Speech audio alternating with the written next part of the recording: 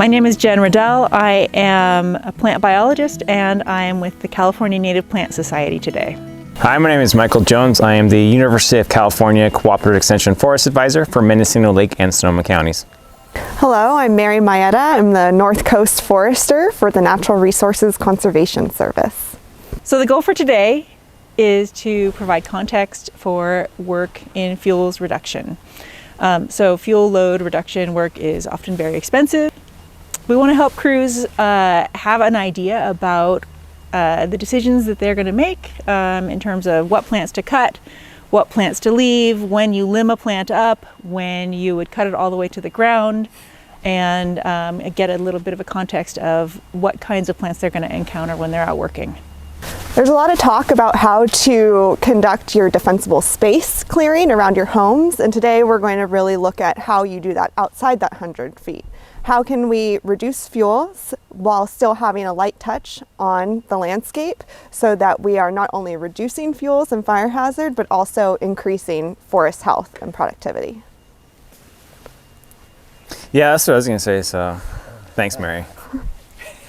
No, that's literally what I was going to say. It's really, right, we're thinking about, right, the goal for today is fuels reduction, right? So we're thinking about removing ladder fuels, spacing trees out to reduce fire risk, and make these forests resilient to wildfire, right? Fire is going to occur. These forests need to burn. They're fire adapted. And so we want to make sure that they don't burn down and that we protect the community that's in this area. But it's really important to remember that fuels reduction is a year-to-year, right, kind of approach, that we're thinking about the immediate risk of that year and removing those fuels to manage for the wildfire season that's coming up.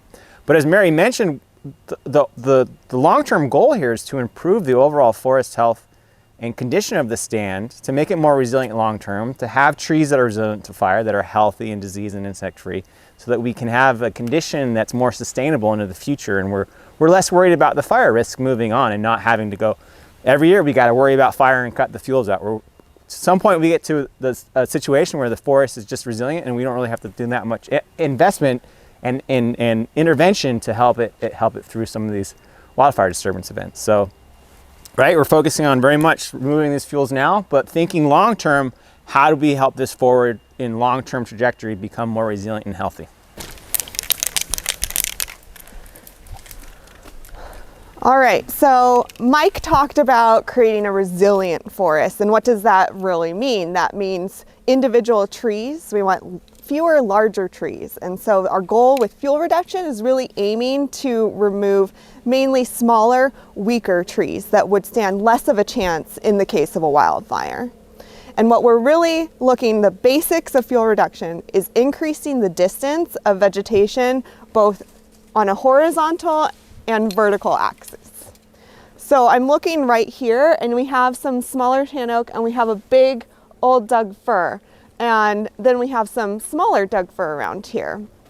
And we're trying to think of how can we space those apart? What trees do we take that have probably less habitat value, that are more suppressed or weaker, aren't growing as vigorously? Those are the ones that we want to take, and we want to target at keeping what we call a thrifty tree. And that is a tree that is growing well, and also our larger trees, which are inherently going to be more fire resilient. They have thicker bark, they self-prune themselves. You can see there's not a lot of low branches on the older Doug fir, but on the younger Doug fir, we have all these little branches that, when we're thinking about ladder fuels, we'd want to take off.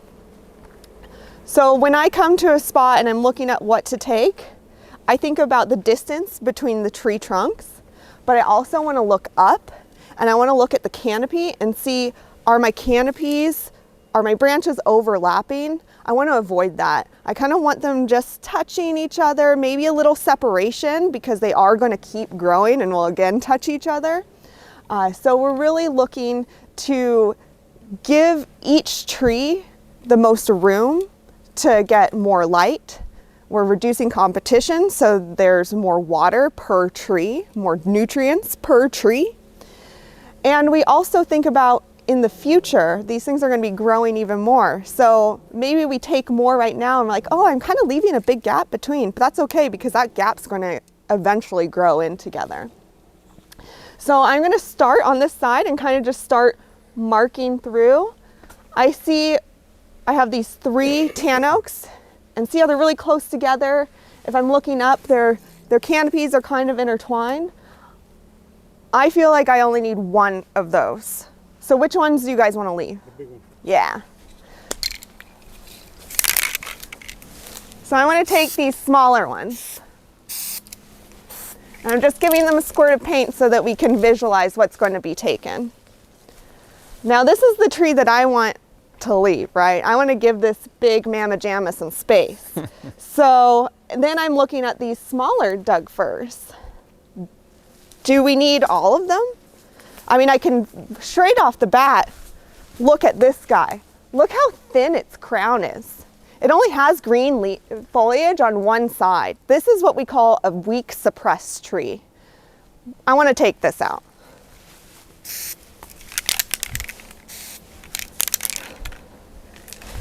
Now I have a bigger tree here, and this guy looks pretty healthy, right? Does the top look pointy to you? Yeah? Yeah. So, is this a tree that we want to take? I'm looking up and I see its branches are almost touching the base of that. So this is a tree that we could very well take, but also, you know, marking, everyone's going to do it differently, and you just have to be able to defend your position. If you left this one, it's pretty good size. There's not much going on over here. Maybe you want to leave it. What do you guys want to do? Take it. Take it? Take it. Yeah? All right.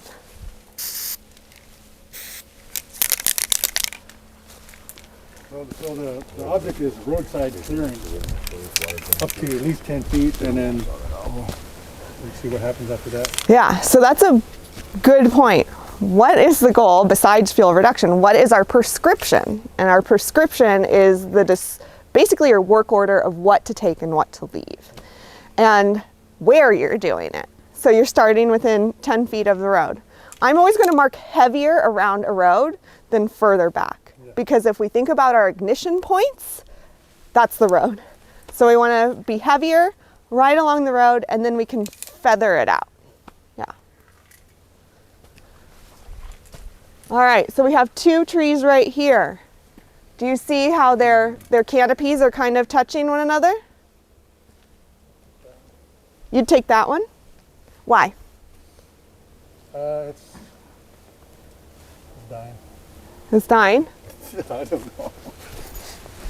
I don't know. It's what it is it's like I said, it's the fuel reduction on the road, and everything is going over the top. It's closer to the road, Yeah. and its canopy's growing over the road. And you know, it's a danger if someone's trying to go through. If the fire ever came up through here. So what's your prescription? Do you have a limit on the size of tree that you're allowed to cut in the prescription? I think it was 10 feet. I think it was 10. Well, the Diameter size of the tree. 10 inches or whatever it is. All right. So what size of tree do you think that is? It's like a 9. I would say it's like a 12. I was going to That's say a closer to 12 as foot. well. Yeah. Yeah. So maybe that one, Will you talk about what diameter breast height is? Sure. Have you done that already? I have not. No, I would keep that one and take that one. Yep. Thought about it, but I'm gonna go big. That one's sliding in. This one's kind of sturdy. This one'll already take on all the the bank, pushing and inside one's that already whole area. flowing down with the natural flow I'd that's take going this one underneath it. I completely agree. That's a great thought process and description. That was my learning process for these guys. So a lot of times we talk about what diameter tree you take. And so that is what we as foresters call diameter at breast height, or DBH. And that is at 4.5 feet from the ground level on the uphill side of the tree. So that's like right here.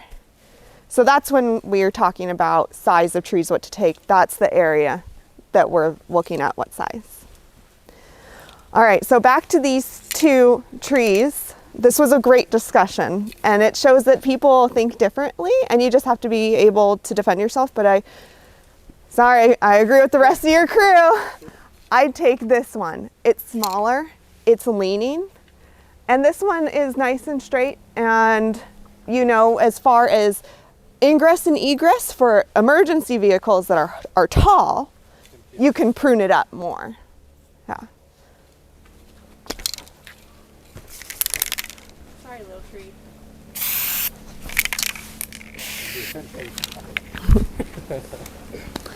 What do you think's going to happen when you open up, like when you remove these big trees? What's going to happen on the forest floor? Probably grow more. Yeah, right, because you're going to put more light on the forest floor. What's all the regen? What do you have in the understory right now? Everything.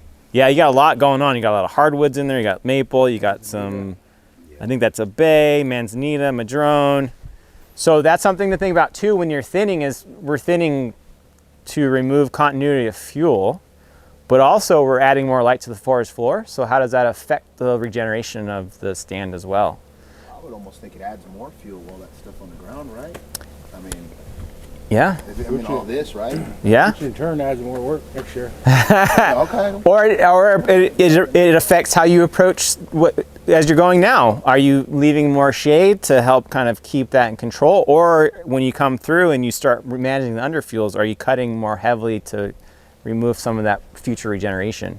So remember, like, as you know, Mary as a forester is constantly thinking, I don't know, 25, 50 years in the future. When she's marking these trees, she's thinking, this is current condition, but here's what I'm really trying to achieve. And so remember, like, you're in the moment, but we're thinking long-term forest health and resiliency, and we want to think about what that future stand condition will be that we're trying to achieve.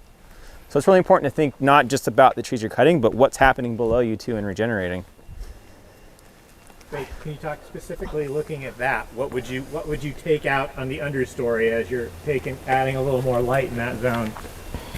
Well, I mean, again, goals and objectives, and if we're thinking about fuel loading, we're probably, maybe we're less worried about the species or the diversity of plants and more about the fact there's going to be lots of shrubby growth in there. So maybe we're going really aggressive and removing a lot of that.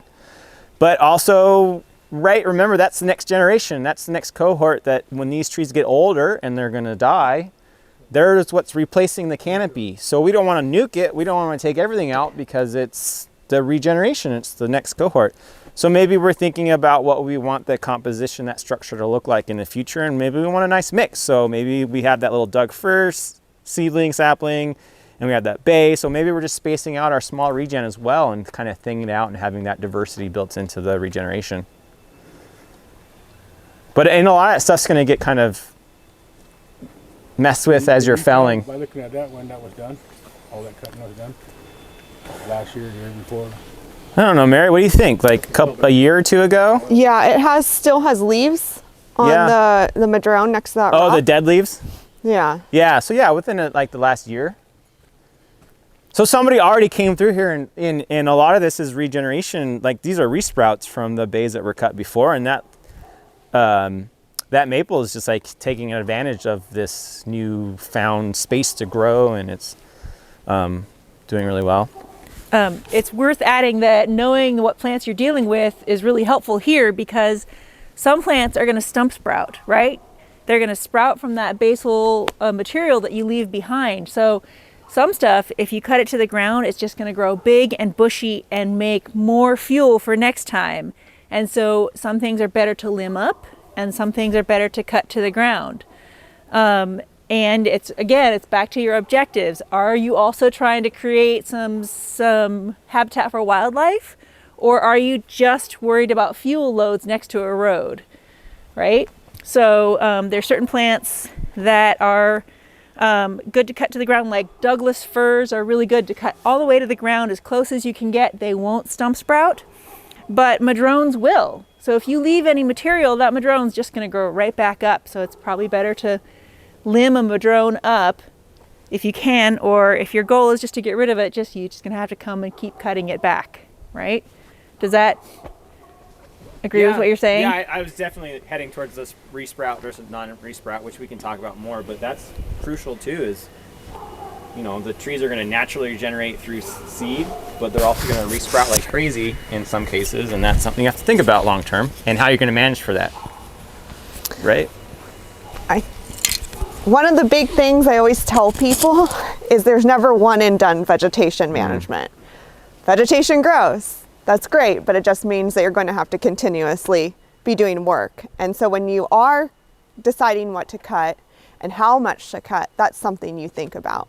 Do I need to take more now so I don't have to come back in the next 5, 10 years? Do I want to do a lighter touch now because my client's really wanting to keep a lot for aesthetics? These are the things we think about.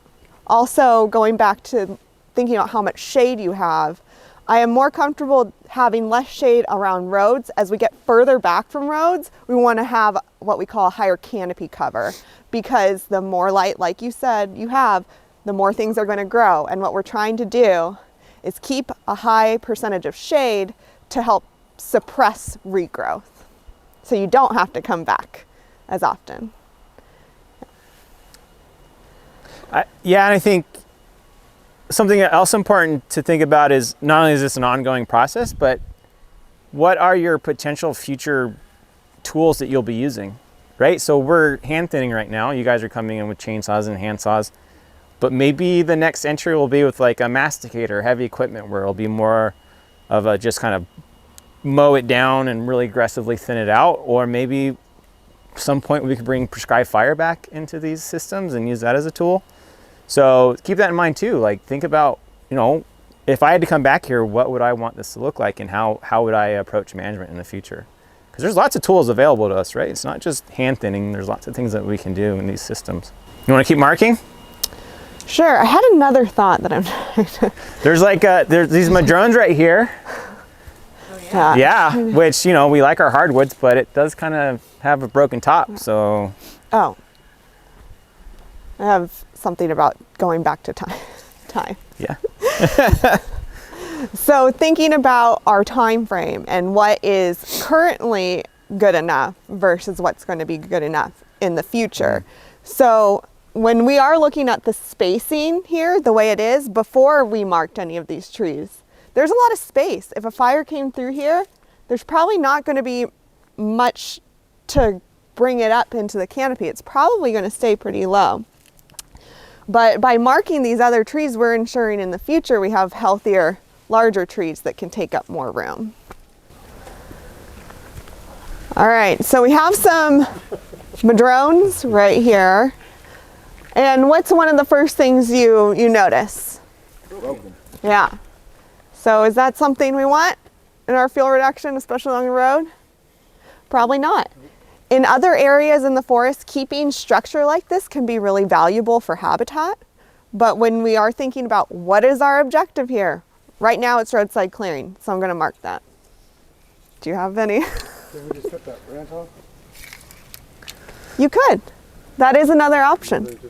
So do you think that that's going to die anytime soon because it's broke that way? Is that part of it, or no?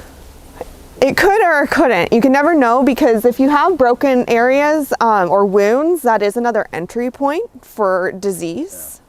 One of the reasons why I'm saying I would mark that is because I have another madrone next to it. Yeah. Jen, do you have another opinion? No, I would actually agree. So botanists and foresters often disagree with each other about different things because we have different objectives. Sometimes I would argue to keep something because it's good wildlife habitat or it's an important tree. But in this case, I would say madrones are pretty common. You have two right next to each other. Again, think about the fact that it's going to stump sprout. So when you cut it low is my suggestion. That's what I would add to that. And also there's a disease that's been affecting madrones in the area, and Mike can talk more about diseases, but oftentimes these kind of sad looking madrones aren't going to survive. Yeah. So this is a good opportunity to talk about forest health. What do you in this? So this madrone. In this madrone, we basically recognize that it's damaged and we're going to take it. But in the madrone next to it, if you look at the top, there's some thin spots, and then you see a big web structure in there. So that's a tent caterpillar. It's a forest insect that's a pest and can cause some defoliation. And it's typically an aesthetic issue where it'll cause defoliation and then it kind of goes away. And sometimes you can have big outbreaks and it can cause some significant defoliation, meaning they're caterpillars that eat the leaves. And it can kill trees, but not very often. So that's things to think about when we're looking at health of the trees as well, and what the insects and disease populations are currently doing, and how that affects our management decisions in do we take that tree because it's probably going to die, like it has bark beetles in it, like the conifers might, or is it just a webworm where it'll cause some aesthetic issues, but the tree will recover? And Jen's right. It's not just a disease, it's a suite of issues affecting madrone. There's a series of pathogens, a series of insects that are affecting madrone. And so that's some areas, it doesn't look, they look pretty healthy in here, but there are some areas where you're gonna see a lot of dieback and mortality, and that's gonna really affect your decision-making on thinning and removing trees.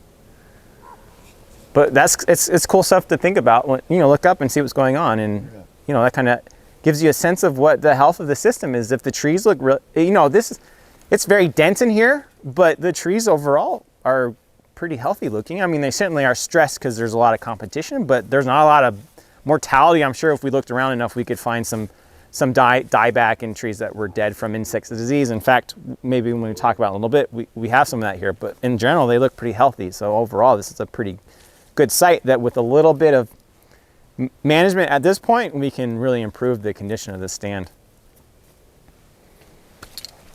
So you're gonna mark one? Yeah. We should make Danny mark it. So that is a good point. I've been talking about looking up and do the canopies, are they touching one another? So here, that madrone we're talking about keeping, its canopy's touching this redwood canopy. So does that mean we want to take it? In an ideal world, I'd take a madrone, I'd put it in that gap, but I can't do that. So you try and get to some sort of condition. You might have a prescription that says thin to 17, 15, 20 feet between trees, but you realize we're working in a forest. We're working in a natural environment, and we can't control all of it. And so we're just trying to make the best decisions for the current conditions.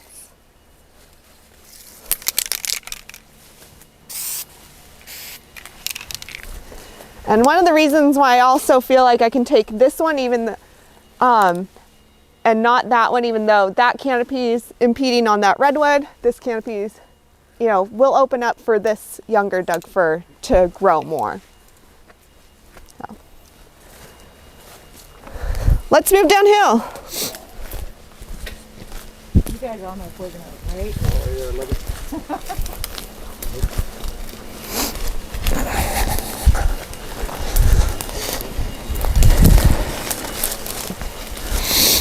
Moving over to. You can mark the deads. Yeah. All right. So we have some more stuff we can mark here. We have some small Doug fir. In my opinion, this is a pretty easy tree to say take it. It's leaning. It has a canker down here. So this guy's not doing so hot. So let's put it out of its misery.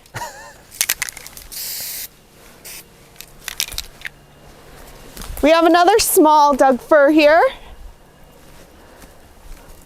What do you guys think? Gotta go. It has such a thin crown. It is not getting enough light because it's directly under this nice big Doug fir. It also has a wound here.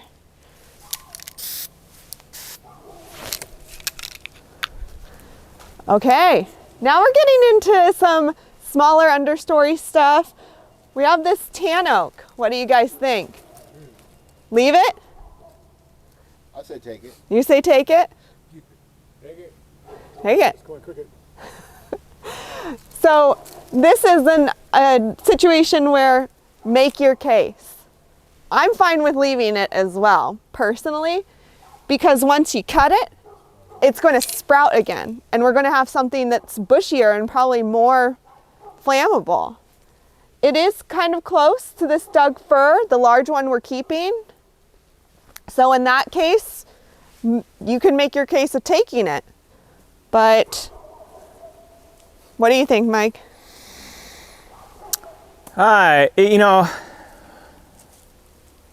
Goals and objectives. Take it or leave it. It's got a funky growth form to it, so it's got character, but if you're looking for a long-lived, healthy, vigorous tree, it's probably not the best example. So you could take it for that reason too, or you could leave it because it's not really, once you thin out all the Doug fir around it, the smaller stuff, it's not going to really be, there's not going to be a lot of fuel continuity, so it'll be fine. So this is That size, if you're going to leave it, how much would you limit to get it up off the floor? I wouldn't limit any. It's when you remove the 2 Doug fir around it, and as we'll get to this dead material, it's not going to be touching anything else really. And to be honest, when fire comes through, a tree that size is going to get killed by fire anyway. I'm going to leave it unmarked, but if you're the one who wants to take it and you're down here with the saw, you're making that decision. Yeah. So I was just going to point this out while you're marking it. You guys all know your madrone, right? So the big, fat, green leaf, it's evergreen. And that's the one that we marked for cutting up there. And this one has already been cut down. So you can see exactly what happens. You know, you give it a couple years and it's just going to be bushy. So it's really one of those plants that you got to think about your goals and objectives again with, because it will do this as soon as you cut it.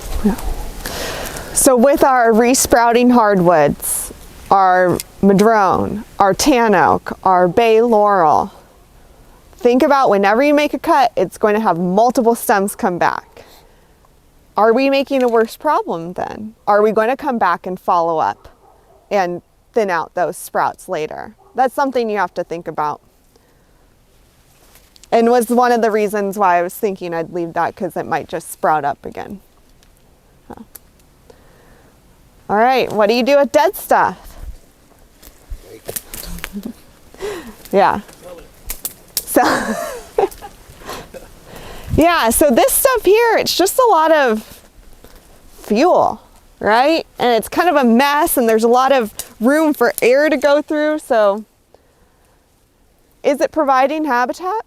Maybe. A lot of little birds probably sit on it. But what's our goals and objectives here? We're right next to the road. It's a fuel reduction. I'd take all this little stuff. I'm not going to paint it because you just know it's dead and you should take it. What would you do with this tree right here, this drone?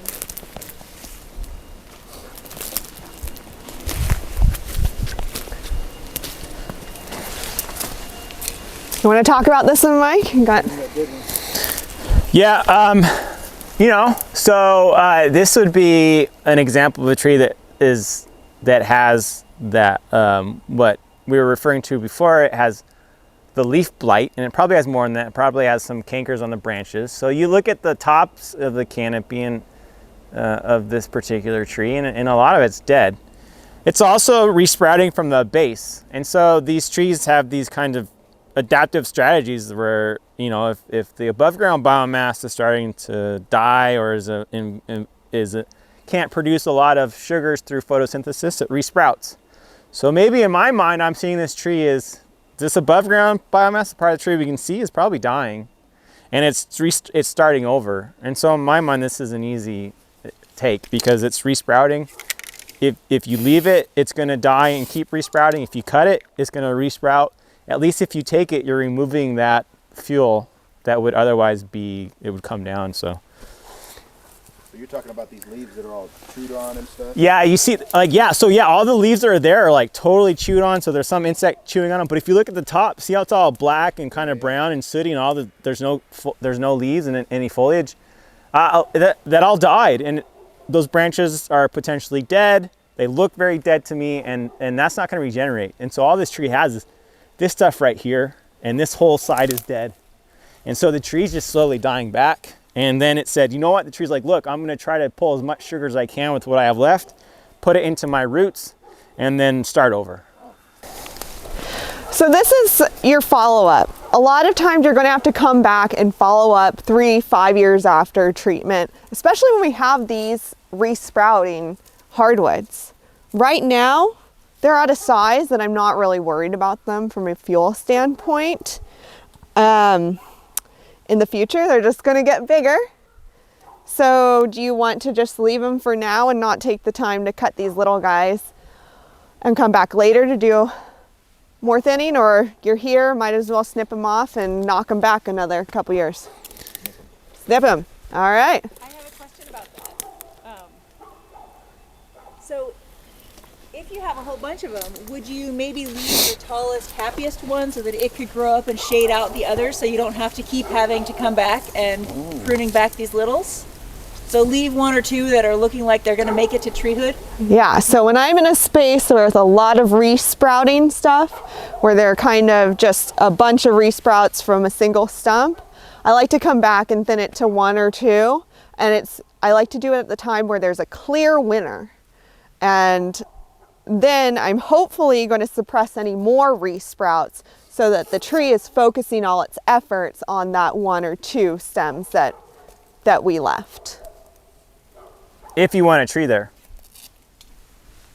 Yeah, that's a good point. That would be for private owners. So that's back to that question of, this is very expensive to have you guys out here. So if a group is only going to have, or the landowner is only going to have money to have someone out every 10 or 15 years, you want your treatment to last. So, you are going to think about what's going to happen to the vegetation once you leave, and if you're going to leave a whole bunch of little stuff growing afterwards, or if you can leave one or two big stems that will then create some shade so that winter that you were talking about, right? If you create that winter, then you're shading things out and you won't have so much undergrowth. All right, so now we're in a clump of redwood. So we were talking about all those evergreen hardwoods that sprout from the base. Well, guess what? Redwood's really special and it also sprouts. So you get these clumps of redwood. And I think a lot of us have a great affinity towards redwoods.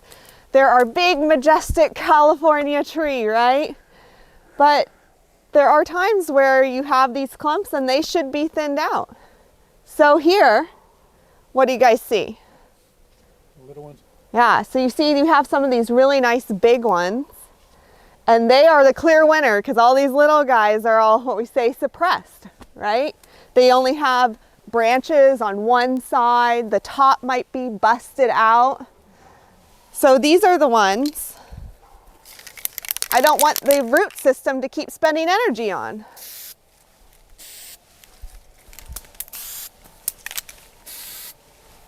Mary, how low would you cut those to the ground? I always like having low stumps. Or like a foot. Yeah, a foot or less is what you want to aim for. Especially with redwood too, it's going to resprout. And when we have redwood resprouting, we want it to come from low down on the stump. It can be higher on the stump. It could be on top of the stump. You've seen that.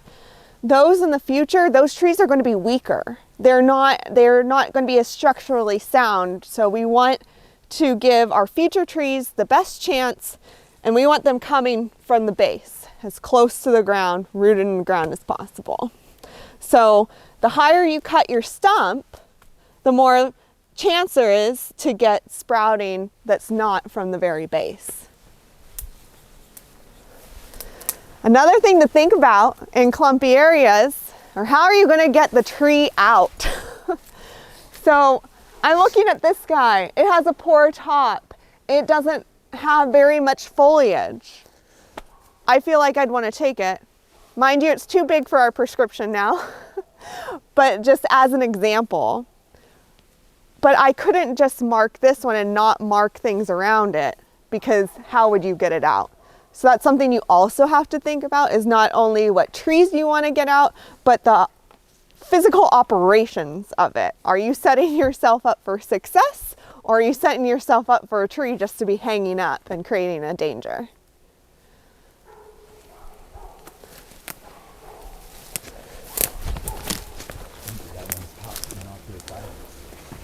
It goes straight out and down.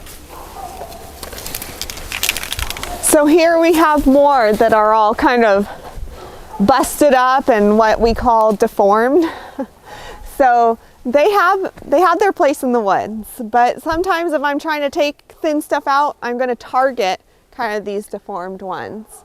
So again, this one's too big for our prescription of that 10 inches, but that one behind it, I'm going to mark it. It is unique. It goes sideways. So Mary, what is the place of these deformed trees in the woods? The deformed trees in the woods add a lot of we call it structure. So it's just something that wildlife are going to use. It's a more perching area. It's easier to climb up. It's something where an animal can sit on. It just adds a little more diversity. Diversity is always good in all parts of life, but in the woods especially. We want diverse species. We want diverse spacing. We want diverse sizes, and we want diverse structure. Mm-hmm. Yeah, it could have broken. Look how that much right now. It could be. They said it can sprout anywhere. Yeah. It could have been a branch, like It goes straight. Yeah. And all the way down. well, it could have been the top broke, and then that was a branch that kind of. Yeah, we have this Doug fir. You can already see how it's being impacted growing next to this clump of redwood. We're gonna take it. Makes a nice doorway though. Cut those up. Got it. To walk down the trail. Yeah. All right, here's another hard one. This one isn't hard, we're taking it. Danny would just take it regardless. Yeah. I have any firewood in the trail. Sometimes it's nice to have a crew with people with varying thoughts on that so that you do get a really mixed result. And in forestry, we like that. We call it skips and gaps, right? You know, we have areas that are a little denser, areas that are more open, and that leads to diversity and also for habitat diversity. So we just don't want to leave some areas too dense when we're doing a fuel reduction. So here we have a Doug fir. Again, it's being impacted.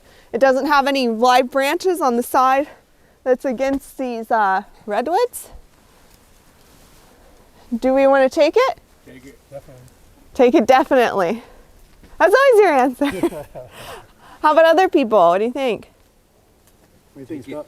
Take it? Too far in the canopy. Too poor in the canopy. Maybe 3 to 5 feet more out would be thinkable, but Yeah. Sure, I like that. You guys are defending why you're choosing to take it, and that's what we want. You have to just be able to defend it. You know, I think for its health, it's not, I'm a forester, sometimes I'm biased. I'm like, it's never going to be a great log tree. But is it a fire risk the way it is? I actually don't think it's that much of a fire risk because look, you have just this bowl. Those are they're hot burning. Hot burning, even just with the bowl and without the lower branches sitting at it. On just the way they are made. All right. That's what I start my fires with. Pitchy, huh? Yeah. All right. Well, because everyone wants to take it and you're defending it, I'll mark it. Thank you. You're welcome. Now we're on the same page. You realize when you're saying that, that means you have to haul it up out of there. So you gotta put that in the equation. Oh yeah, maybe the 16-inch round. that's another 10 minutes. Jen, you want to talk about? Sure. Yeah. But I want your opinion too. So, do you guys know what this tree is right here? That looks like oak. Well, if you look up a little higher, you see, okay, so there's all these seeds over there. So here's the fruits from this tree. So not an acorn, right? Oh, okay. So check this out, you guys. What is that? A snowball? They go when they fall. Yeah. So this is a big leaf maple. Big leaves. Big leaf maples are trees that need a lot of water, and so they're typically growing near what we call riparian zones, which are near creeks and streams and springs. And so it's also deciduous, like a lot of our oaks, so it loses its leaves in the winter. And this is a really nice tree for habitat. It's a really nice tree for animals. It's people sometimes eat the leaves. They wrap them up just like grape leaves around, so Native Californians have used them. They steam them up and wrap them around things. So this is not a tree that's necessarily a high fire risk. It's typically in wetter places. What would you do to this tree? Yeah? So how do you know in the wintertime which limbs are actually dead and which ones are still alive? 10 so far up, and that's Well, yeah, but not necessarily, because sometimes those limbs will come back down, and that's really nice. So it. Base of the tree 10 feet up. yeah, so when I look at a tree like this, I'm gonna look and say, okay, there's not a lot of leaves on this limb. It looks kind of broken. There's a lot of dead material out there. I take this one, you know, and you want to, like you guys talked with Chris Bennett yesterday about, you know, where you make your cuts, right? So, you know, I take it right there. I take that one out. You know, I might go on the downhill side and get some of those lower limbs, but you don't always have 10 feet to limb up on some of these trees. You're going to damage it if you take it too far. So take those lower ones is what I would do. And maybe our foresters will disagree with me. But on this one, I treat it a little differently than those conifers, which are kind of a little more a dime a dozen in this forest. All right. I like this discussion about what you prune and how far you prune, because your prescription is prune 10 feet up. And prescriptions can be more complex, less complex. The easiest is just take everything under 6 inches or 8 inches, prune up everything to 10 feet. And that's appropriate sometimes. But there are going to be times where you have the client that wants to keep things, they want to have some of that smaller stuff for recruitment. They might have placed really high value on wildlife. They want this to not only be a fuels reduction, but they want it to be great for wildlife. And so in those situations, you start getting more complex prescriptions that are very descriptive. That's like, cut all conifers under 8 inches, except when this, prune up 10 feet, except when this. And most crews don't do well with that. And that's where you can really excel as a crew, is if you are that crew that can understand what people want and make those quick decisions on the ground to when you're going to maybe not prune up all 10 feet. And most of the time that's going to be with hardwoods, because we talked about structure and how important that is. So I really, on my hardwoods, I don't like cutting big branches even if they're low, because that provides a lot of habitat structure. I usually say about 4 inches, don't cut, leave it. But that might be different. Someone else might have a different prescription, you know? Or if it's just really clearly a ladder on a road, then you can take it. I'm always more flexible further out from the road than on the road. So like Jen said, yeah, go ahead, take those dead ones. But we don't need to take everything up to 10 feet here. Because especially on the roadside that we're really worried about that. Well, down there, you said, because down there is 30 feet from it, but it's still 10 feet on the top of it, dropping from the ground. Oh, yeah. But you're 30 inches of these canopies, so therefore they're going 10 feet down, you go higher. So if I go 10 feet from the base up there, that drops all that foliage that's hanging down 15 feet up. And I ain't got to worry about it. But you're also killing the canopy that's behind it. Look at all that it's spreading out into. Yeah. I know it's a beautiful tree. I love the tree forest. This is something we got to watch out for. And this is a road, say like on road you said, those are evacuation routes. We can't be really landscaping on a road. It's just a clear-cut road, 10 feet to the side, and boom. You know, because I've met some people up north where we went in there and they were so backed up that if they were evacuations, the only way out was through a highly dense populated forest area. And they weren't liking it. Yeah, so that's a great comment, because it depends on your objective. The objective is on the road to get out, so maybe we cut more. So one thing I wanted to point out too with this one, if you look down here, yeah, so what's going to happen if you cut this tree down all the way to the ground? So they're going to sprout up? So if you limb this up, you end up with less fuel risk than if you cut it all the way down. And if you turn it into a popsicle, you might get a lot of sprouting from all the branches, the big branches that you cut, and then you have even worse conditions. So yes, you're right in the sense that you want to be thinking about your fuel loads, but if you don't know your tree and you cut it really hard, you might end up with a worse condition afterwards with this tree than if you just be careful and limb up the bottom. Yeah, based on the tree and looking at the road that I walked down, this is the only tree on the road, I'd cut it. Oh, so you'd cut the whole tree down? Yeah, I'd take that whole tree and cut it down because, like you said, it sprouts and resprouts and keeps resprouting. So if we keep it tall, then it's not going to keep resprouting and be a bush. See? We're It's already a bush. But you, like you said, it's the only maple on the road. So shouldn't we want to keep it? No? Because everyone else got cut down. Look at, there's maple leaves all over the side, but they all got cut down and cut back. I'd keep it. And that's my thought, because maples are high value for wildlife. What does that cause that up there? The stuff hanging from the branches and all that. All Peeling, that yeah. bark and all that stuff hanging there. That's good stuff or just... So that's a dead limb right there, but the green stuff, that's just moss.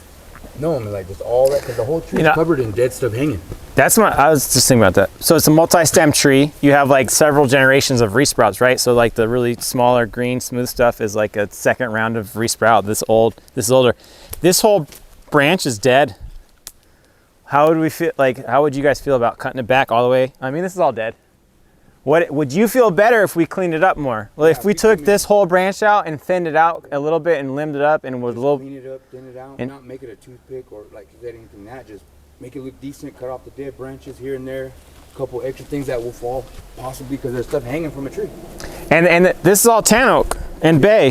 This is all this. So, like, let's leave the tree. Let's clean it up a bunch. Let's hack all this shit All back. that stuff back. You're on camera. It's fine. These guys are in the field. They don't care. I figured edit that part. But I mean, like, you know, 'Cause it's if you clean it up, it'll look a lot. It'll look a lot less like there's tons of fuel right here, right? If you took this out, it's going to open this up, and it's going to look like a lot more of an open and healthy tree. Green. Keep the green. Also, well beyond our prescription in terms of Size. overall size. But This was a really great discussion. Yeah. This is really great because, Yeah, because I mean, my perspective on this fire thing, so your perspective, you're a firefighter? Yeah, you've been in situations where people have been in real danger.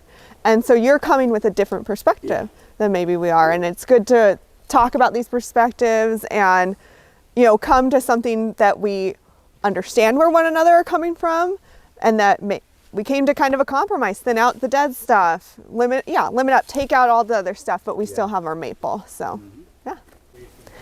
All right, so we did what we call a sample mark up here. So we basically did what we did down there just by ourselves. So they already have orange dots on what we think we should take. Please ask questions, and we'll also describe why we left some, why we took some.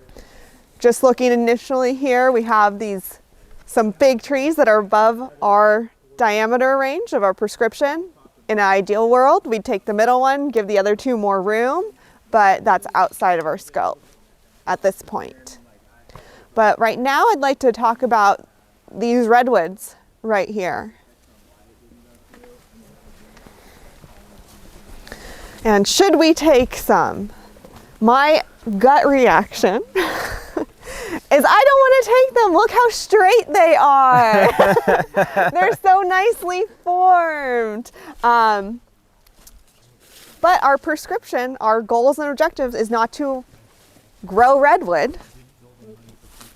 Yeah, that could be part of it. Take the burl and take it to my house. Yeah, these ones don't have burls. They're a little too young. But our goals and objectives are to open up the space for emergency vehicles to go by, and it's also to reduce density, to have fewer trees on the landscape, both for fuel reduction and for increasing health and reducing competition. All right, I saw you inspecting. What You did don't like it? what are bottom is rotting in the back. the bottom is Soft. run? Yeah, like push it in with your finger. It's just wet bark. Oh, that's just the bark. On the bottom, the dirt area. Still just wet bark. Yeah. Redwoods are notoriously rot resistant species. It's the soil around it where that water is. Yeah, and I think that's just that is just the bark itself that's getting mushy. It's not the wood itself. So you can see other people have come by here and they've kept them and they just have been limbing them up. So is that what we want to do, or do we want to go heavier and take a smaller one? You think it's too close? You want to just give this guy enough room? All right. I agree. Yeah. All the way down there, there's only All right. three on the side. This side is where the what they call waterways that we're not supposed to damage or step into right there. So we got another one here. Cut it. Cut it. Just give that guy. You want to just give this one all the room in the world. There's roots to come up under this road. Yeah. It's another reason. All right. And what about that one in front of you? This nice little sprout. That you take your house. Think about like Not that one. we're taking that one. We have that one we marked and that fir, and think of how much Yeah, it's gonna be. of a gap you've just created. Do you want to take the little guy that's coming in under it? My scope of work, I would, yeah. What I was Just take one of your brush hog on your, and just whack it all down. do, yeah. And is that partially because we're right on the road? Would you make a different decision further up the hill? If it was on my property, I'd leave it. Yeah. And it's real close to the ground too. I mean, it's like, I think, you know, Mixed in with the maple too. Yeah. It's like one of them's got to survive, right? If you can take the maple or the redwood, 'cause they. Somebody will win. I take the maple. You take the look maple. along here. You just do not like maples. No, I'm just kidding. I said I. You don't I mean, I keep it. Oh, you keep the maple. You guys, Yeah, I check don't this know if it's out. sugar. Look along here and see how many little Yeah. baby maples there are. I bet some of these are popping up from maple trees that got cut down, Yeah, because there's a lot. but there's a lot here, so you could probably take all of that. Just for now. Just the whole thing like that. Just trim it Well, off. maybe you leave a few little Yeah. maples over there, Okay. but you don't leave all of it, right? Yeah, you're right. There's little stumps Oh, yeah. in each cluster. So you see how that's creating more fire risk because Yeah. you're cutting these trees down that are going to stump and then it drop? just bushes up kind of. Right, whereas they could have limbed a few of This is them what they up tell you and to do in then landscaping. Just grab some dirt, hit it on top of that knot, and it won't grow no more. sometimes no. Sometimes it won't. Sometimes that's what it like. Depending Yeah. on what the tree it is and how But resilient it's it good is. to like look up too and like look at your context again and again, right? So Mary's talking about the trees, but like look on the ground. Somebody already did this. See, like this one's dead in the middle. This little guy. Yeah, it's not looking too good. Like, Yeah. But look at the bottom. Is that Yeah. stump sprouting from the bottom? yeah, it looks like it. I mean, she. Yep. Somebody already made these decisions too. Yep. There's like three of them. There's like that big. So Let's just take them all off and the whole thing. Clear cut the whole side, make it look like a nice clear bank. They can enjoy their Although- walk in peace where they don't have to worry about some of these bushes. sorry, I'm derailing because I'm throwing in comments, but can you talk a little bit about like why you wouldn't take every tree out of this steep bank? Rainwater, gonna wash everything down. Roots do help stabilize They do that banks. Yeah. They also, so I wouldn't necessarily take anything or everything. There are times where maybe, yeah, if your main objective is this has to be is the only way in and out, and we just need to clear everything 10 feet from the road, that is a management decision. And sometimes that is an appropriate decision. For our purposes now, we already have limitations on what size we can take. So we can't take everything. This guy, because it's on the shoulder, it's actually on the shoulder of the road, we could take it. But I'm happy to hear that you guys said further up the slope you'd make a different decision. And that's something to think about. Like, where are we in relation to homes, to roads? What is our objective? Where can we leave more? Where are we going to have a heavier hand? Those are all really good thoughts to have. And we need to have those thoughts and make those decisions. So I'm not going to mark it because it's a little guy, but if you guys cut it, it's going to come back. So you can't keep it down. Yeah, I was gonna say, like, if we made decisions, like she said, somebody already made those decisions. Yeah. Well, what do you do now if we try to make those beautiful Yeah. decisions? Cut the whole thing and just, because they kept trying it, you know what I mean? Obviously it didn't work. Yeah. So we would just cut the whole thing down and then It try to dep- reach, you know what I mean? And But this is where creating those spaces matters, right? So eventually these decisions are going to stick. You're going to keep revisiting and thin things out a little bit So, more, like, that and then would be- eventually you end up with a big wide forest that has the goal, which is lots of canopy up above that's shading out the understory so you don't get so much growth. And then maybe the long-term thing is that then you can reintroduce prescribed burning and traditional methods, and then So our if future you have oxygen. your canopy's high enough, the risk is lower, right? So what would you guys, like, you guys had these things marked, were you gonna? Yeah. Are we gonna cut those ones, or like say like your bank? Those 3 right there, those big ones, They're too big for our prescription. they're holding in that bank too. Yeah. And that looks like where the water's coming down. And again, we have that little redwood there. Oh, we take that one, or I know, it's another, I want to leave it. It's a nice little one. It's giving us that new generation, that younger generation in the future. We're taking a little Doug fir behind it. But we can limb these up so it gives more. Absolutely. Yep.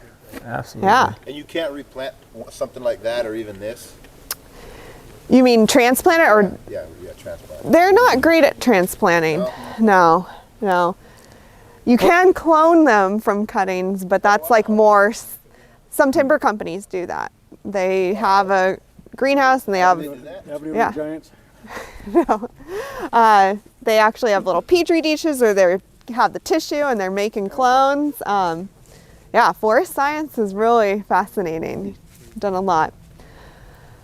But, I'd leave that guy personally, because we're clearing around it. We're going to limb up. Is it going to pose that much of a risk? Probably not. I'll leave it. All right, thank you.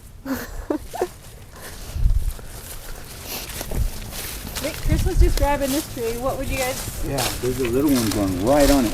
Dave, and Danny, what would you guys do with this little tree there? That one's gone, automatic. Automatic gone? Yeah. What about you, Gabe? I'd rather take the big one and leave the red tree. That's what we said.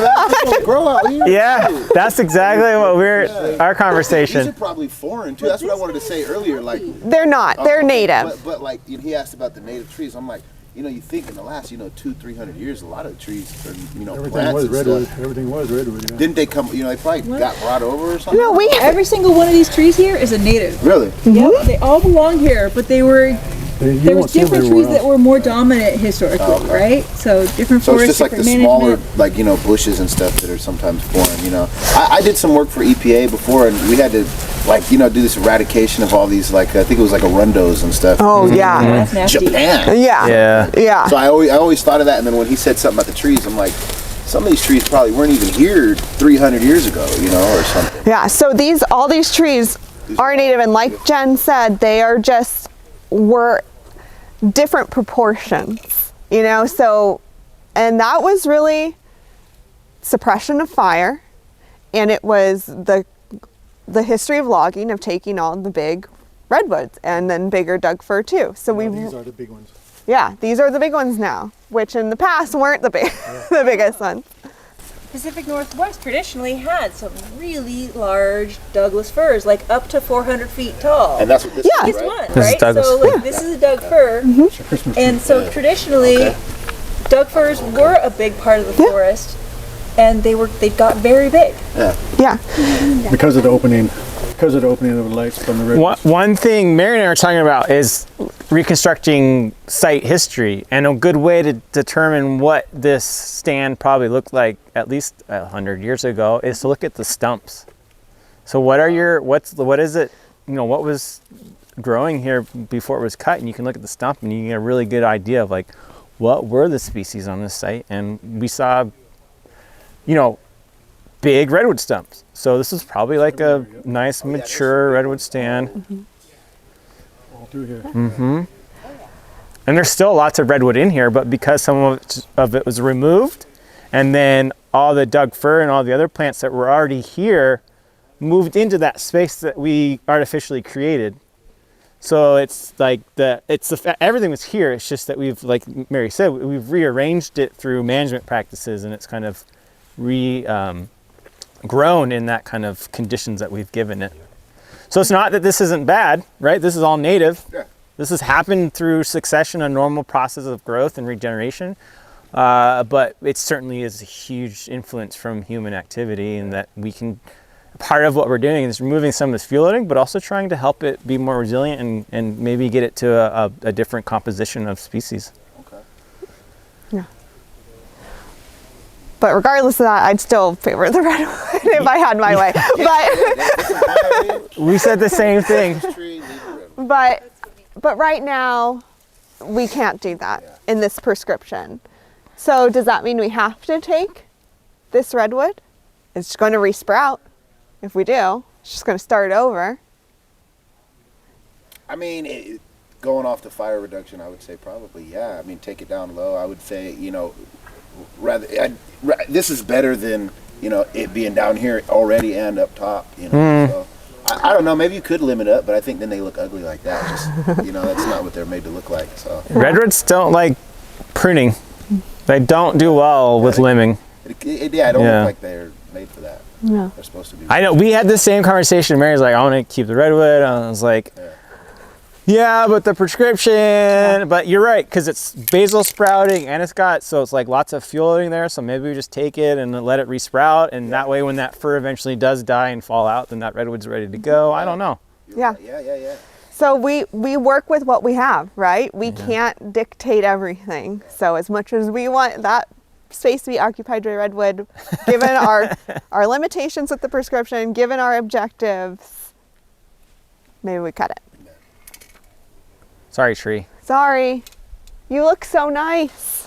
You do. They're only found in Northern California trees. They're only found up here, right? Is that kind of the... Well, they go down to Santa Cruz. But yeah, no, That's it, right? Just redwoods California. only exist on the north Monterey. coast. Or some. Or sorry, down to Monterey too. Ready to go up the hill? I'll take that as a yes. I thought that was for the folks on the camera.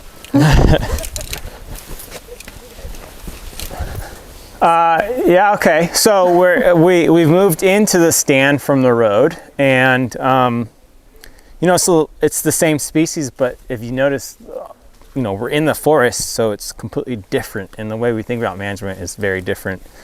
I guess in the little spot we're standing in, let's just start talking about the species that we're working with. And right now we're in this little pocket of like tan oak.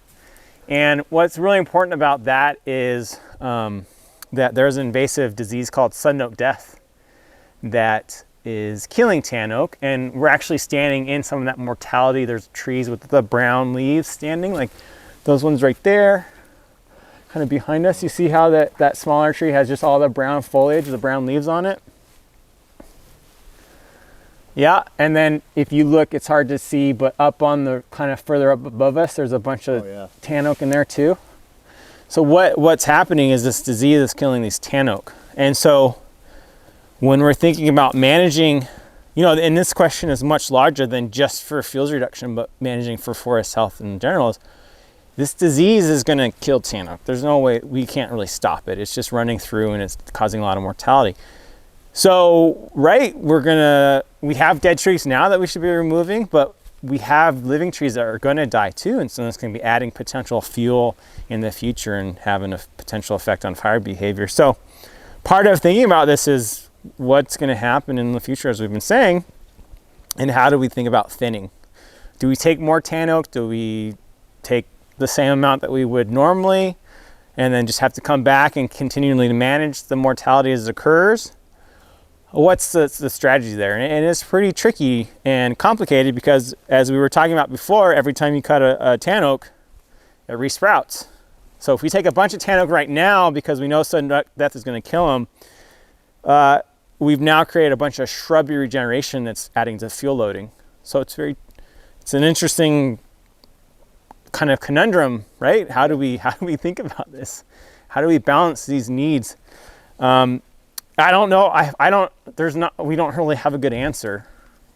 I think we do know that you don't want to just remove all the tan oak, right? You don't want to get rid of all of them. You want diversity. We talked about how important diversity is in forest health and the resiliency of the stand.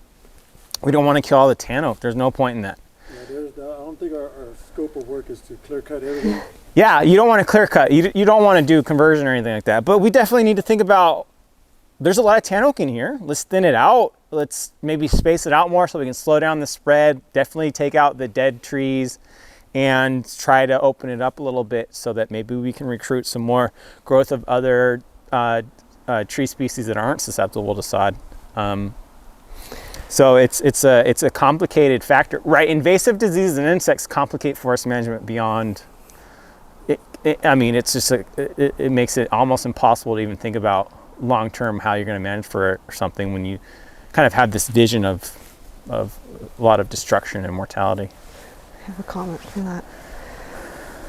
I think that's a really good point. We are constantly doing trial and error with the best available science. So we do what we think is best now based on what we know, and we resign ourselves to understanding that that might change in the future. Especially with the complications of non-native insects and disease that we're seeing a lot of, which sudden oak death is one of those non-native diseases. And so here we marked, generally I think you guys got it, right? Take dead stuff in these fuel reduction, little dead stuff, take weak looking stuff, leave the bigger, healthier looking trees. And that's basically what we did here. Another thing that I want to go back to is, what did this forest look like in the past, right? We talked about how land use history has changed what it looks like now, and a lot of that in the beginning was logging and then the suppression of fire. And so if you look at our old stumps, we have some big old redwood stumps. There's a big old fir up there. Yep, and we have big old Douglas fir stumps. So we did have some of those big Doug fir here. And now what do we have? We still have some bigger Doug fir, we have some redwood, but the most abundant species right now is tan oak, and that's really a legacy of past management, because like Mike said, we opened up growing space for this species that resprouts from the base very easily. So how do we manage now to reduce our fuels, and is there a way we can kind of promote more healthy Doug fir and redwood without eliminating our other species, right? So I got a question. The fir, and I know fir. I mean, I know the redwood, but the fir. What is the purpose of that one besides the oak? Because the oak generates acorns. They do a bunch of stuff for the animals more than the Doug fir. Doug fir is also great for animals. The squirrels eat their seeds. So you'll see a lot of little Doug fir cones that are stripped because they have animals eating their seeds. Mice also will eat it when they fall on the ground. So it is also a very important component of the forest too. Yeah. There are species that nest in them. A listed mammal is the Sonoma tree vole, and it will nest in old growth Doug fir is its preferable place to build its nest. So yeah, every species plays a role. Yeah. Because I just thought it was just a ignition. Yeah. Fuel ignition. So I hear that a lot. Douglas fir are so flammable, right? And it's not that Douglas fir are more flammable, it's really a function of density and age that we're seeing. So these big Doug fir that, they're this big, they have thick bark, they are adapted to fire. They self-prune is what we say. Their lower branches start dying and falling off, so then you don't have a ladder. They're actually very fire resistant when they're that old and big, and when you have a lot of spacing. Where we're seeing pockets of Doug fir that are really igniting, it's because they're younger, they're more closely spaced, it's denser, they're younger, they have lower branches, so it acts as that ladder. So it's really more of a function of density and age than the species itself. Yeah, that one, which one was it that I was looking at just now? That one. No, that's what because I had two behind my house, giant ones, from the storm. Oh, come down? Bam! And they're that. So I had to try to cut those up, and it's flammable right now as it is because it's dry. Yeah, but if you think about, we have different fuels, right? We have our 1 hour fuel, our 10 hour fuels, our 100 hour fuels, our 1,000 hour fuels. the bowls of those trees that fell down, those are your 1,000-hour fuels. It's going to take a lot to ignite them. Once they are ignited, they're going to burn a really long time though. But, well, then you want them to burn. But when you do have these big trees coming down, the fuel loading that you want to take care of first are the tops and the limbs. It's that smaller, flashier stuff. I like leaving some bigger tree trunks on the ground, in contact with the ground, because again, they're not as flammable, they're decomposing slowly. They're actually very good habitat for, you have amphibians, you have reptiles, you have small mammals. It's actually really great habitat, and you want more complex habitat. We don't want to just clear everything, right? One of the objectives of today is how can we do fuel reduction and still move the stand to a more natural condition. So another thing that we notice in the stand because of sudden oak death is we have some hazards here. And I know yesterday you guys talked about how you fall things, but we put orange flags on these guys. Yeah, because their tops have broken. They died, their tops have broken, and now they're all hung up. So we want to be careful walking under it. We need to be careful if we fall them. And I think the biggest point just for safety is know your limits. If you have to leave a pocket because it's unsafe for you to fall, that is fine. That's not going to be the only, it's not going to mean that now all the work you've done is for naught. You know, having pockets that you need to leave, that's fine. Again, habitat, more structure diversity. Number one, we want to be safe. Yeah, like, you know, you might be able to handle this, but for example, where those 4 stems fell, I would probably just, like, you know, exclude that from any current management practices today, because that's a mess and you don't want to be anywhere near that if things shift. Yeah. Situational awareness, right? We want, especially on the roadsides, it's a little bit more open. We can definitely see the hazards a little bit easier. Sometimes it's harder to remember to look up or to spot them. So we definitely want to make sure we got eyes up when we're working in these conditions. And especially here right now, look how tall these trees are. The taller they are, the more likely they're going to hang up on things, right? The more room you need to fall them. And so that's another way to decide what to take and what to leave. If you have 2 trees next to each other and they're kind of similar, which one's going to be safer to fall? And that's a completely appropriate decision-making tool. Yeah? Did I? Oh, that one's dead, pretty much. Yeah, you can take it. Well, it's got, I think the whole canopy is shifted out. Yeah. So, I mean, that to me is I call it a character tree, but you said a structural tree. That one has character to me. You know, but that's an objective call that as you're in this stand working, you decide.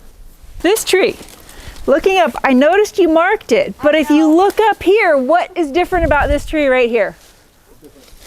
Yeah. Anybody know what this tree is? It's a dogwood. So yeah, it's a dogwood, and this guy is not so much of a hazard. And I think it just got marked because the marker didn't look up and realize it's not a not a tan oak, right? So sometimes don't forget when you're looking at, when you see these marks, look up and be like, oh, wait a minute, I'm gonna leave this guy. It's not a fire hazard. It's never gonna get bigger than this. And it's a nice diverse tree in this landscape. Would you agree with that, Mary and Mike? Yes, and I did not look up. I was in marking mode, and that happens. That happens when you're cutting. Well, especially when you're cutting. Yeah. You're just going, and so that's why it's kind of nice to working in crews sometimes, because someone may be looking up and like, hey, did you notice that's a dogwood? And I just noticed it now because I'm at more of a level where I'm seeing it. I'm like, oh, that's cool. Yeah, it's a cool one to leave in the landscape. It's the only one yellow at that height already. Yeah, it's the only one right around here, but you can see some more off over there. So it's nice to leave them. They're not a big, no hazard, no nothing. You can cut the dead part off.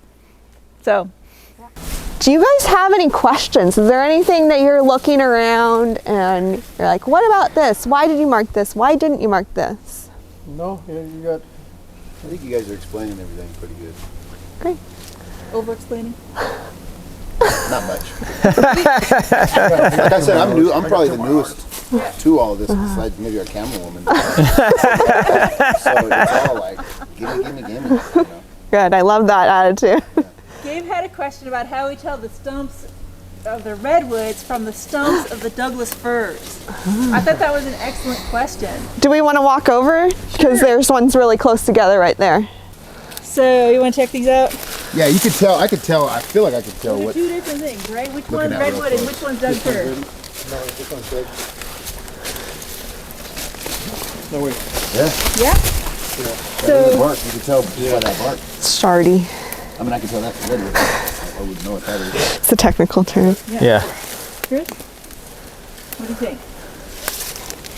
Those are old, right? That's from that stump. The Doug fir is from that stump, and then the redwood's from this stump.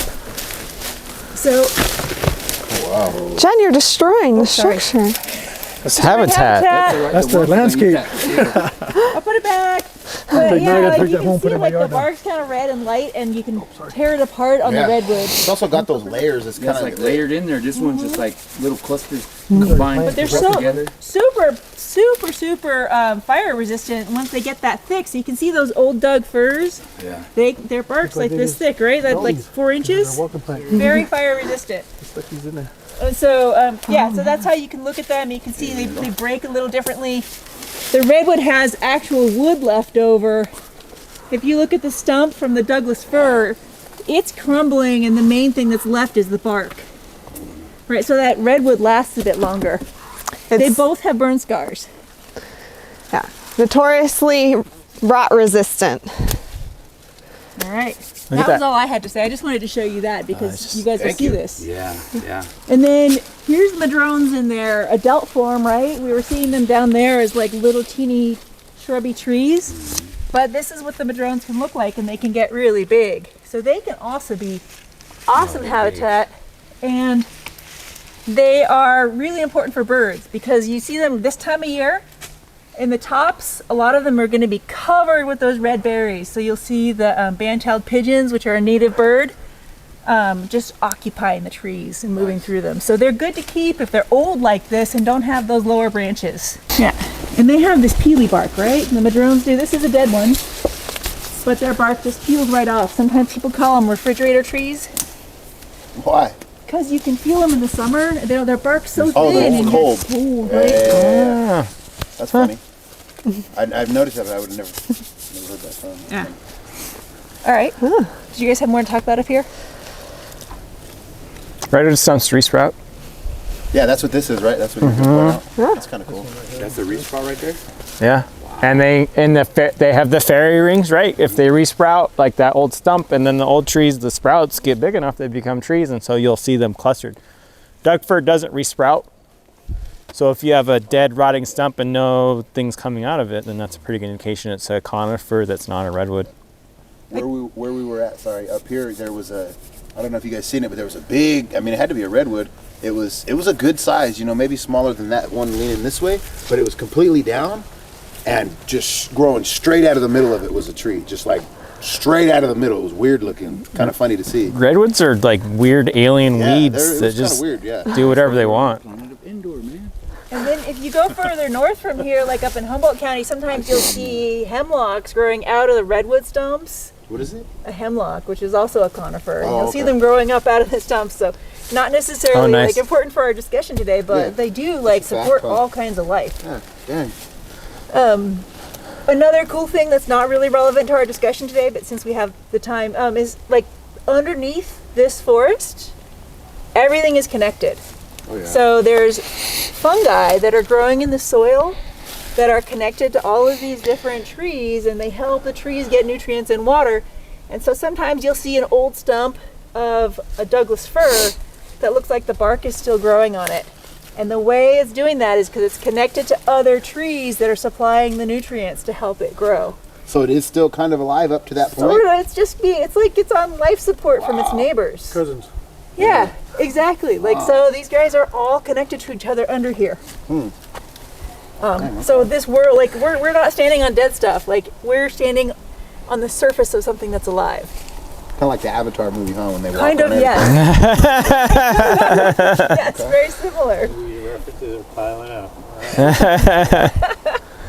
I'll get you all of them, man. Me and Disney. But it's cool to think about, right? Like, we're standing on top of trillions and trillions of living things. Wow. All right, back to the foresters. That's our sample mark.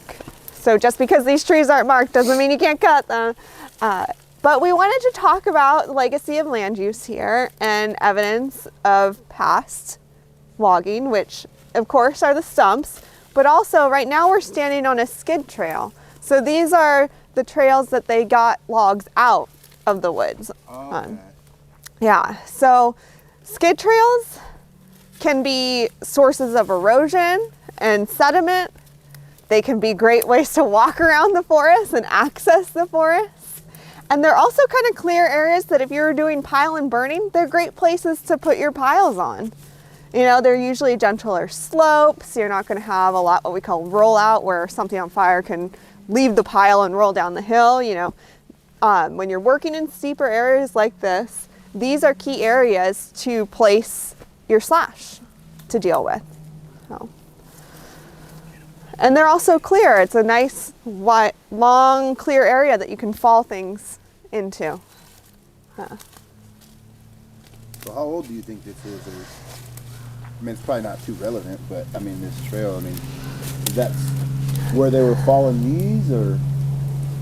It could be. I'm not quite sure. I mean, most of the stumps look really old. Oh, okay. Yeah, so that's probably the first harvest. That Doug fir might be a little later harvest because it's still more intact. And you saw how punky the other ones were, how decomposed. So there might have been 2 entries in here.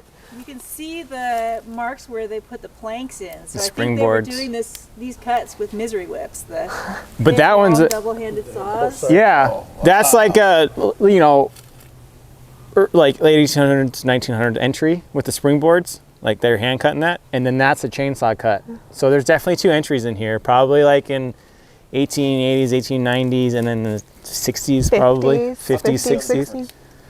So see the little notches cut in the trunk, like 5 feet up. That's a springboard. So when they first entered these stands, they didn't have chainsaws, so they used double bit axes and 2-man saws, and so they would literally hack out the notch and then cross cut the back. And so you can tell those are old. Those old stumps means that they were probably cut down like 100 years ago. And then these have the hinge point, right? So you see your like where the notch was and the back cut was made, and then you can see where the fiber pull. That's real suggestive of like a chainsaw cut. Wow. And that would, if they did a second entry, that probably would have been 50s, 60s about that point. Yeah. So you can tell a lot by what's left over. It's a skid trail coming down slope.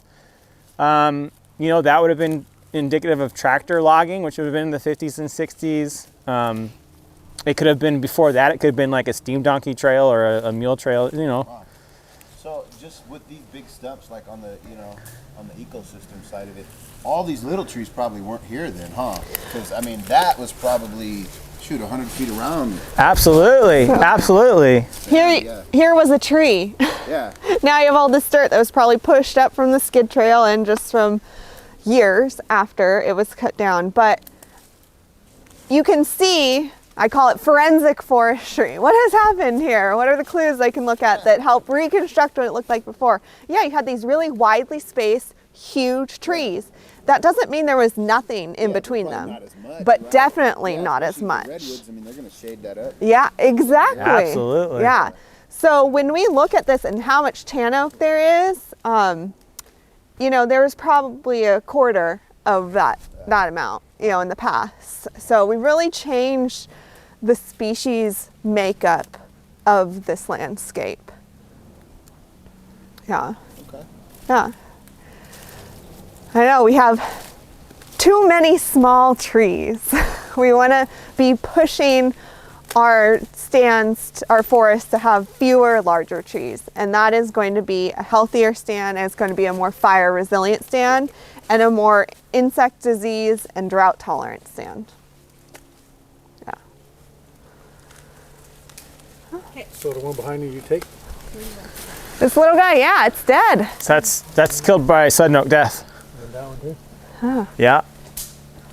Seems like a lot of these tan oaks are. Yeah. Well, a lot of it is just competition. It's not all sudden oak death. It's a lot of, they're just suppressed. There's drought stress. I mean, this is definitely a wet site, but you know, you think about the conditions in which they establish. So even if we're in a wet site, if there's a drought and the conditions change just a little bit and it's not as wet, that's still a change in condition that tree is used to, and it's stress. So even small changes in even wet areas can have big drought-related mortality events. So we actually have a really old tan oak over here. So to the left of this big Doug fir, look at that guy. That's an awesome tree. That's a great tree. And those really large old tan oak are incredibly valuable habitat trees, not only for the food, you know, but also their structure. And we don't have a lot of them left because we actually did have the tan bark industry here in Mendocino County, where they were actually taking these huge old tan oaks, and because of all the tannins in them, they were peeling them and they'd actually tan leather with them. So it was a whole nother industry besides just the big redwoods and Doug fir. So when you find these big tan oak, we want to protect them. And those are some of those trees where, okay, we have sudden oak death in here. How do we slow its spread? How do we prevent maybe that one big tree from getting sick?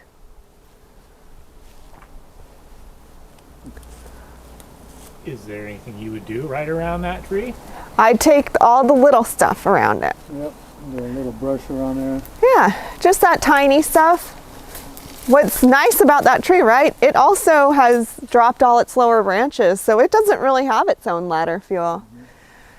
And the canopy is high enough that we're hoping that all of the trees that are infected with sudden oak death won't be able to reach, the disease won't be able to splash over and reach that foliage as much. Yeah, I think what's important to remember, so we call it sudden oak death, right? And because it came from like all of a sudden these trees, these tan oak and some true oaks that get it, all of a sudden they just turn brown. So it's like it's a sudden mortality event, but really this is 2 years of infection at least before this tree dies. And so their tan oak and a couple other true oaks are killed by the disease, but it's really important to remember that there's about 200 native species that are susceptible to sudden oak death, and it only kills a couple of them. The rest of them we get what we call blight, which means that they get infected, but it doesn't kill them. It just gets in their foliage, and then the disease reproduces and can spread to other plants. Everything that we're looking at is a host. The redwoods can carry and spread sudden oak death. The Doug fir can get and carry sudden oak death. All the stuff in the understory can. So when we're thinking about trying to protect that tree, it's not just about is there tan oak around it, but also like what other kinds of plants are contacting it that we want to thin out and try to like space out. And also across the area, we want to reduce what we call the propagule pressure. And so the more biomass you have that's susceptible, the more spores and disease transmission you're going to have, and the faster it's going to move. So by thinning out that biomass, we're slowing down that rate of transmission. It's just like in humans, you know, the more densely you coexist, the faster diseases spread. So if you spread out, then you slow down the rate of transmission.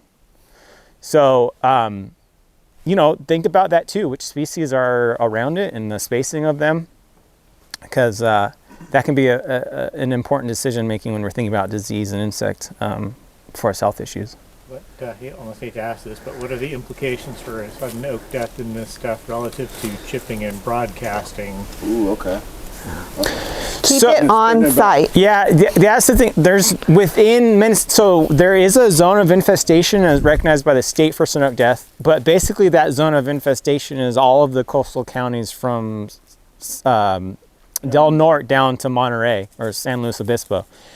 Within that zone of infestation, there's no regulation, right? You can move stuff around, but best management practices are to leave it on site. We know sod is here. We know sudden oak death is here. You're going to be working in areas where it's not established yet, or it's just beginning to get established, and you do not want to help with that migrated assistance movement of that disease. So really, BMPs is good sanitation, keeping all your material in sight, or burning or sanitizing your equipment, and if you do have to move it, making sure you're not moving to areas that aren't infected yet. And be very conscious about the leafy parts, or especially about not moving that. So chips and stuff, the chips themselves, it's really hard to spread sod, but it's because you pick up the foliage or bark, anywhere the spores are at. It's really the soil. It's the soil. It's when you pick up the mud on your boots and then you go walk somewhere else, you spread the spores. And so that's really where we want to be the most careful.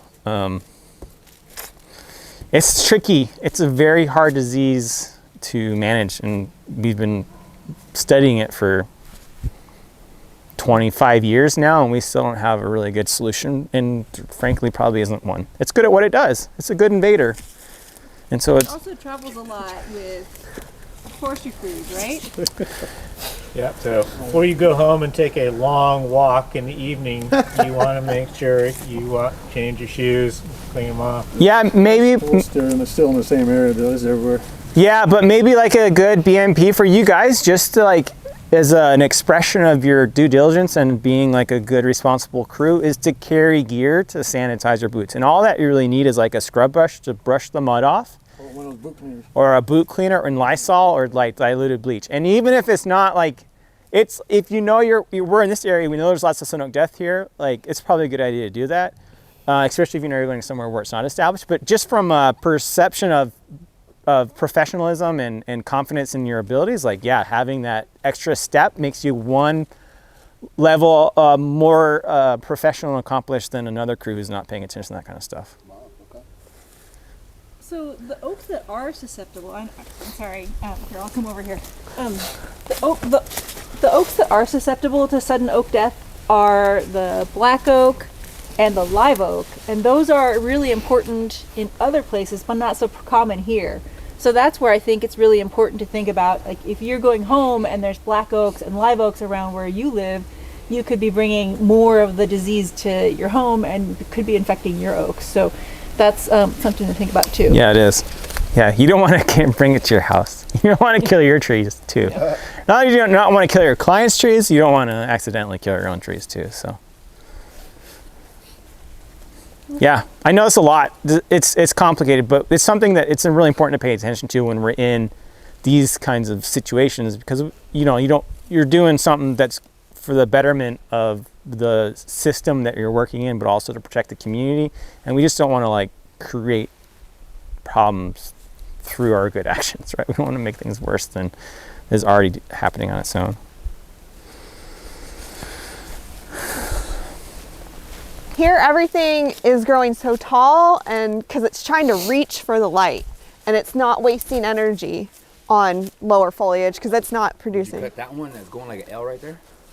That one, Goes up, straight out, and then straight back up. yeah, as a fuel reduction, I'd take Is that. that part of this redwood stuff? Yeah. Yeah, Wow. All these things right here all just got covered, a bunch of them everywhere. yeah. Yeah, so limbing up, 10 feet, what can you reach? But if you have a small tree, you don't want to take all of its foliage, right? You want to take only 30% of that and no more than 50%. And we can talk about that on some of the trees down at the road where we can actually visualize how much we take. Okay. So yeah, okay. So Mary just briefly mentioned, we're going to talk about pruning a little bit, but a really important thing to remember about pruning is we don't want to take too much of the living canopy, because that's how the tree survives, right? That's how it produces food. So generally a good rule of thumb is 30%, no more than 50. This tree is obviously, like, we're given the prescription we would take this tree, but this is a really good example because it's nice full like Christmas tree canopy, and we can visualize what 30 or 50% looks like. Just think about if you took 50% of that tree's canopy, that's a lot. That's a really significant stress to that tree. Maybe not so much this time of year because they're starting to kind of do their winter thing, but imagine if you were doing this work in the spring, which is very likely you'll be thinning year round whenever you have the contract. And if the tree is just waking up out of dormancy or out of its like torpor and it's starting to move water and produce sugars, and you take away like 50% of its capacity to feed itself, you could potentially kill that tree. And so you want to make sure that we don't do that. We don't cause unintentional damage and mortality through this practices. So we want to really minimize how much we're taking.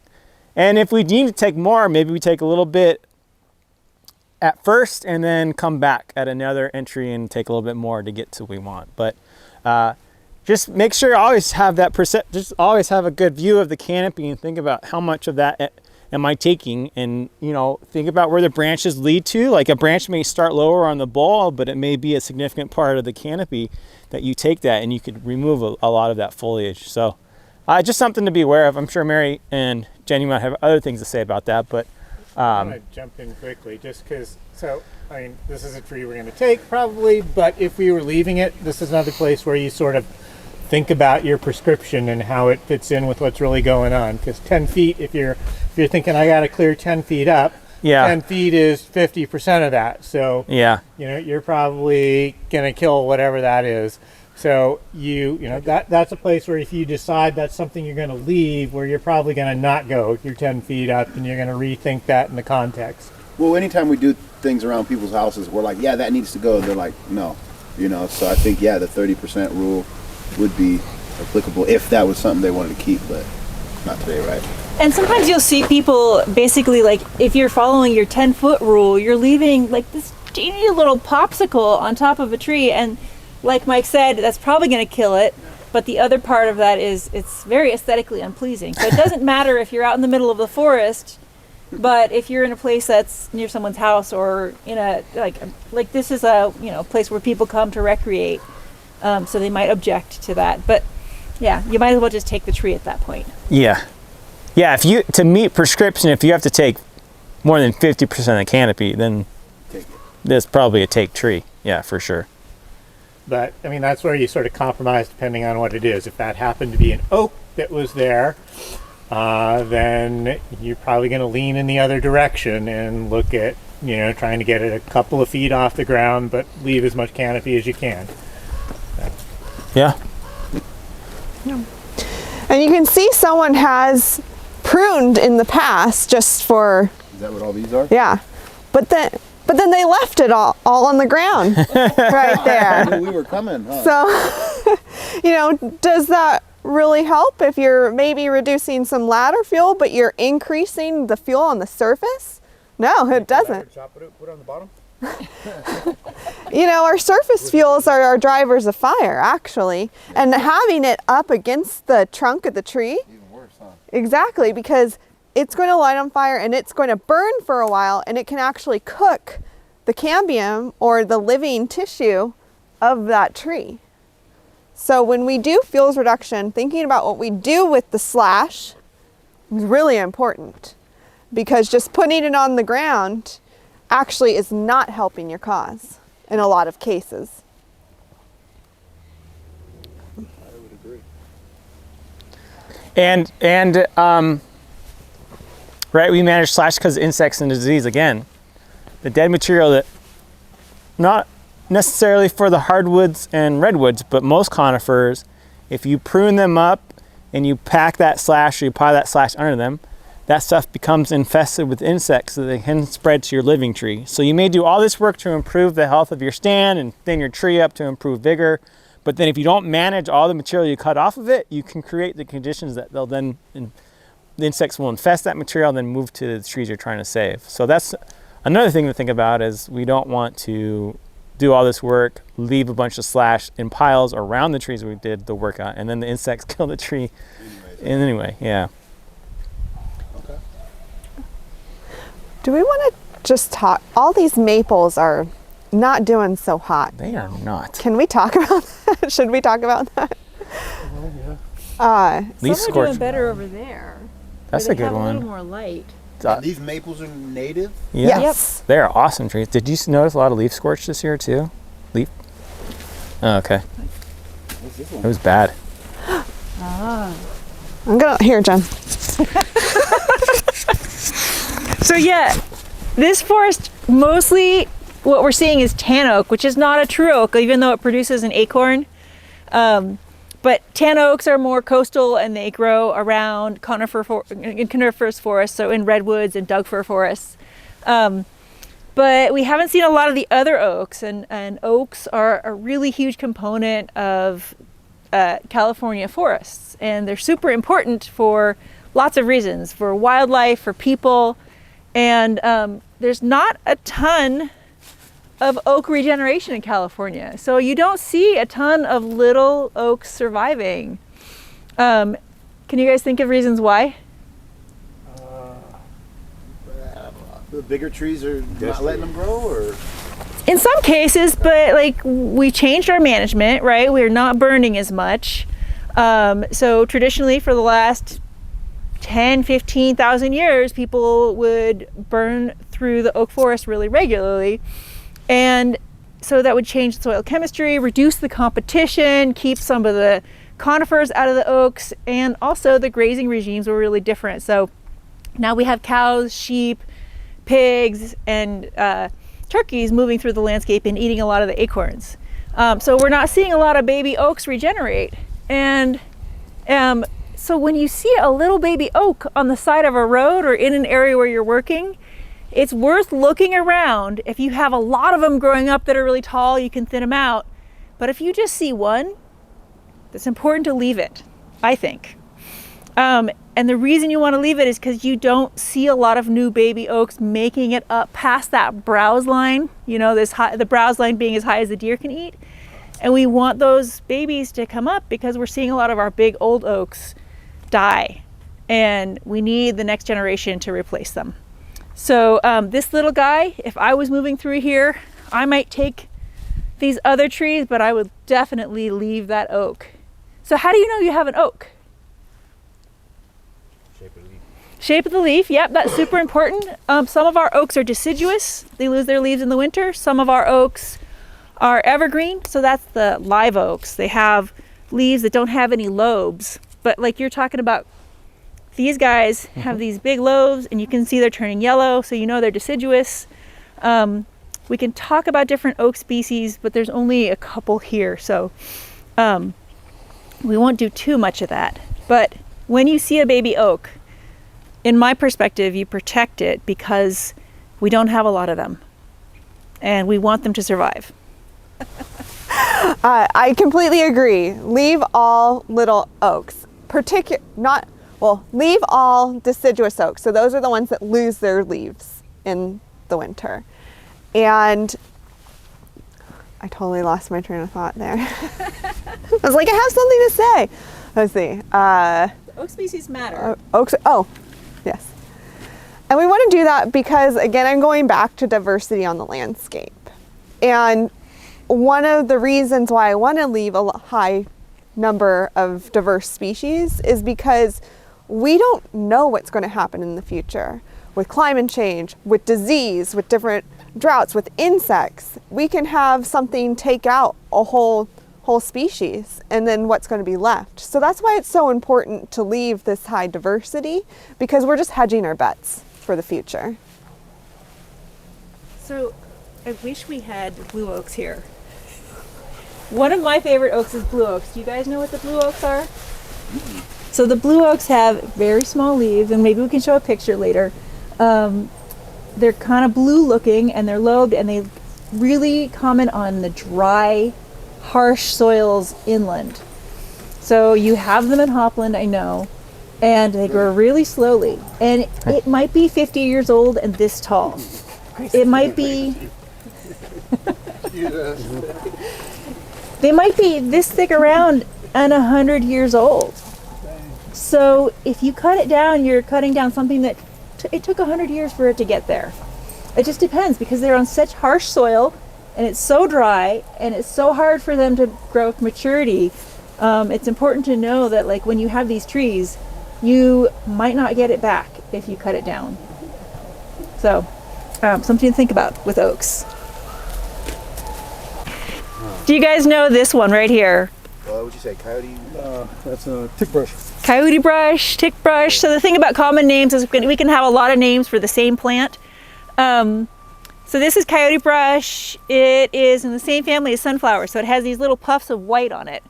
And this is a native plant, but it's very invasive in the sense that it'll move into any disturbed area. These little seeds will fluff off and fly around, so you see it everywhere. It can also have a lot of dead material in it.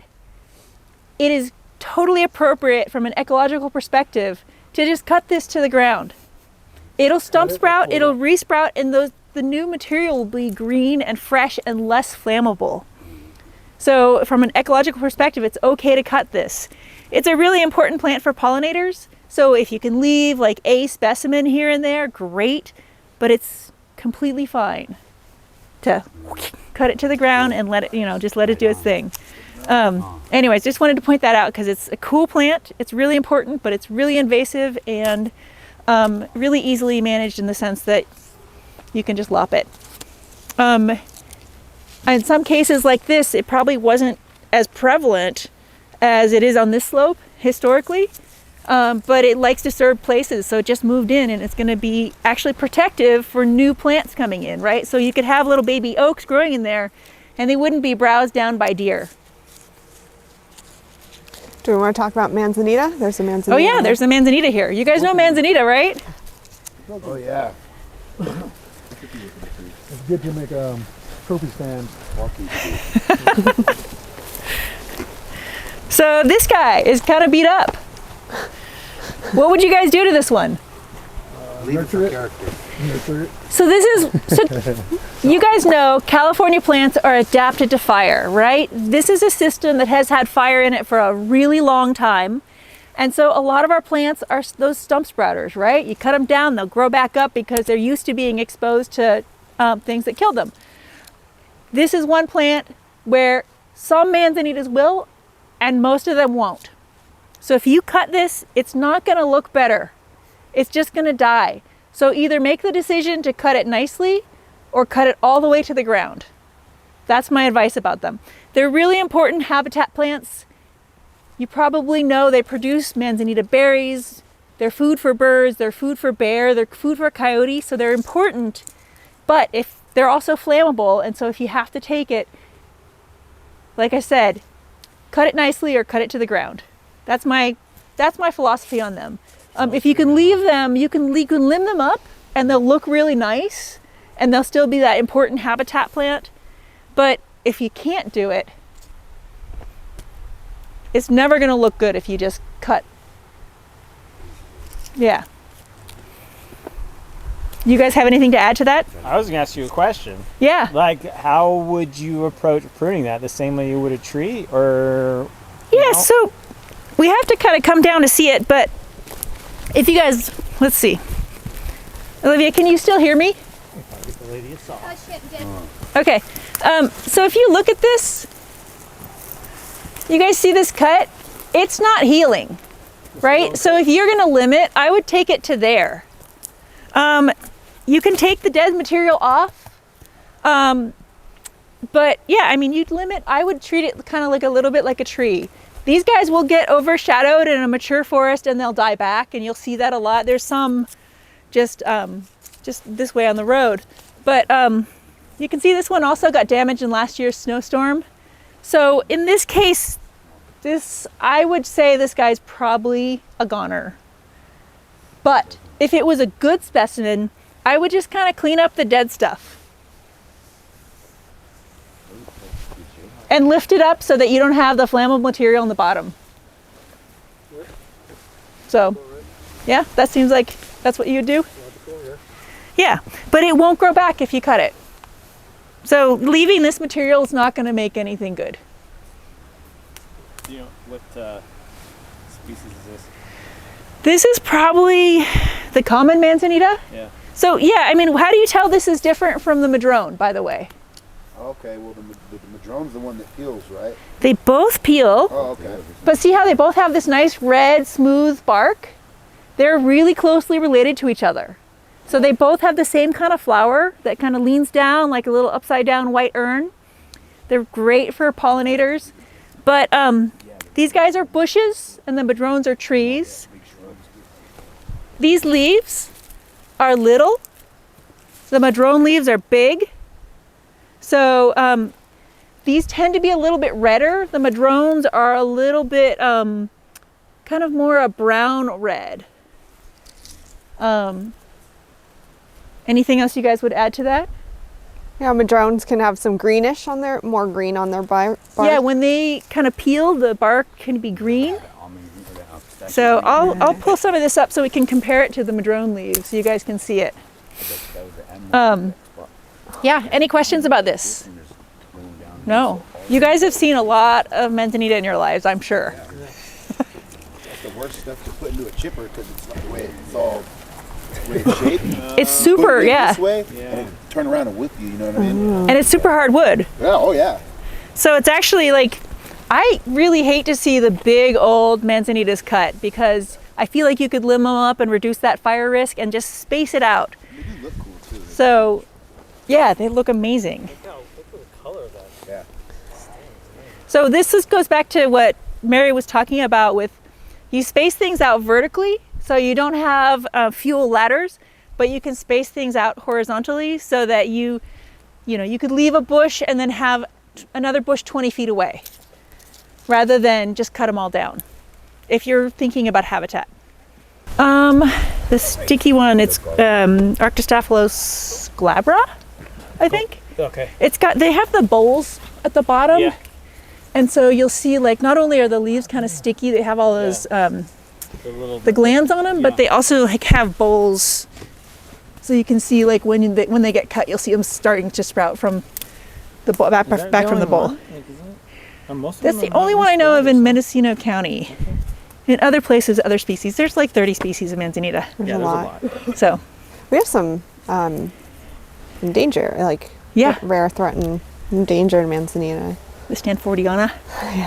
Fungus and algal partnership. So this is like 3 or 4 different organisms in here. The fungus makes the shape, and it's basically like its own little city. Wow. So there's bacteria, there's algae, there's fungus, there's all kinds of things going on in here, and they're growing up in the moist forest. When they drop into the soil, they're contributing all this carbon and nitrogen into the soil. So they're super important, but totally off topic. Very good. So right now what we're going to do is we are going to take a short plant walk, and we are going to help you guys review about 10 different plants that you're going to see commonly on job sites, and also talk a little bit about some of the structure in this forest and what you take and what you don't take, and maybe have you guys call that back out to us, or maybe you guys identify some of that and then we can discuss it. So did you want to add anything, Mary? Just that this short walk has a lot of different trees. It's a lot different forest than what we were in. And Jen and I both got really excited when we walked down here and saw some of these trees. So. Yes. No. Forests around here, especially our oak woodlands, which we know are important for lots of reasons, right? Acorns are an essential food for people, for animals, and the trees provide all kinds of habitat for insects and mammals and birds. So one thing that's happening is these Douglas firs are moving into our oak forests and encroaching in on the oaks and competing with them for water and for sunlight. And if you look back here at this beautiful giant black oak right here, you can see all these little Douglas firs growing in around it and starting to crowd it out. And so the black oak is having to reach up further, and it's getting leggier and weaker as it grows. So one priority that I would say we should have when we're thinking about fuel reduction is that tree is not a fire risk, right? Right. But all the little Doug firs around it, Like little matches on. yeah, they're like little matches. So not only are they crowding it out and competing for resources, they could burn it down. So what would you guys do in this forest here? Clean it out. Yeah. What would you cut? The big one. So it don't burn. Well, thin out some of this fir, cause you got a bunch of abundance of it. If it was me, I'd probably cut 9 out of 10 of these Doug firs. What would you do, Mary? Yeah, I would. We have some bigger ones that are outside your prescription, but I would take all the little stuff. So this is another way to think about what you're cutting too. You can find these really unique trees, these really large ones that you know you want to keep and work your way out. We call it radially thinning it. So you start from there and you just take things away from it because you want that tree to have a lot of room and you don't want to have a lot of ladders into it. So like Jen said, really with the lack of low intensity frequent fire, Doug fir was able to move into these areas. And even though it's native and we don't want to eliminate it everywhere, in certain areas it didn't usually grow there because it would just burn up when you'd have these frequent fires. But now we took that away, they've established, and conifers, they just grow faster and taller than oaks. So they're really competing. But obviously, even though you have these Doug fir that are as tall or taller than that oak is much older, much older. So yeah, this is an area, oak woodlands generally are very spaced apart. The trees themselves are spaced well apart because look how much space it's taking. Again, look up, see how big its branches are reaching. It almost reaches out as far as it is tall. Yeah. From one side to the other. So the other thing here is there's another skinny little oak that's trying to get in there. And so another way to free up this oak here, this younger oak that might replace that big oak someday, is free that smaller oak too. So you guys know what kind of oak this is? Same one we seen? Down there? So if you look at these leaves, there's a couple kind of species here. So if you look at this leaf, you see those bristle tips on the end of the lobes? Yeah. Up here. So there's little bristles on the tips of the lobes, and that's the only oak around here that does this. It's a California black oak. California black oak. Yep, so deciduous. This is a totally prized acorn by people and animals. All right. Shall we move on to the next species? The one way down there. You got any questions about this oak? Okay. One more time? California black oak. And that's what that big one is? That's what that big one is, and you can see if you look out on the Barely edges has of any the. leaves on it though. Yeah, it's deciduous, so it's okay. it's lost most of its leaves. Which is okay, right? I mean, Yeah, that's kind of what we want. that's is to normal prune it. every year. That's what you kind of say that. Yeah, so in the leaves, like plant biology, but they pull all their nutrients in before they drop them. Yeah. So it's pulling So all then its. it's kind of refreshing the soil a little bit. Exactly, yeah. And one of the things too with why they're so light No, sensitive this is a and question why right the here. Doug fir can really Mary and I outcompete were them just for light talking- yeah, is it is. because they're Mary only and I were talking, like, what would you photosynthesizing do part of here? the year because they don't have their leaves during winter. You know, so it makes them more sensitive. Down the hill. Yeah. Sorry, that's probably bad if both of us are talking. So what would you guys do here? I'd take it all down, huh? So what plants do you have here? Cedar, I mean not cedar, but Burn? So you got this guy here. This is the Douglas fir, right? And then you got the maple. So some of these maples are small. Some of them look like they might be successful. This is still the roadside. So again, what's your objective? Fuel reduction, right? But you could leave a couple if you wanted to, especially the ones that look like, away from the road. yeah, or if they're looking like they might be really successful. And then what would you do with all the Doug firs here? Yeah, I mean, if it was, you're meeting your objective, which is to reduce the fuels, the Douglas firs are especially fire prone when they're this size and they're this dense. So, okay. And yeah, and then the maples, you could just, that's your discretion, right? And it's depending on what the landowner wants and what the contract. So this plant here, there's differing opinions on how to treat it. So sometimes called pepperwood, sometimes called laurel, sometimes called California bay laurel. This is also a really nice riparian tree, so you'll find it in dense stands next to the creeks. And it can have a lot of little seedlings. It's really, so I know you guys probably know this already. It's pretty easy to identify if you break a leaf and sniff it, of course, right?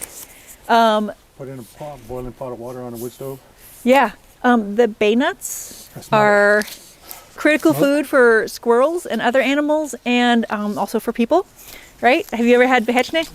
Yeah, so this is a really great thing, but it can be really prolific, lots and lots of little starts. So this one you could cut back, but you can also, especially if you're in these riparian zones, let a few of the ones that look like they're going to be winners, let them grow.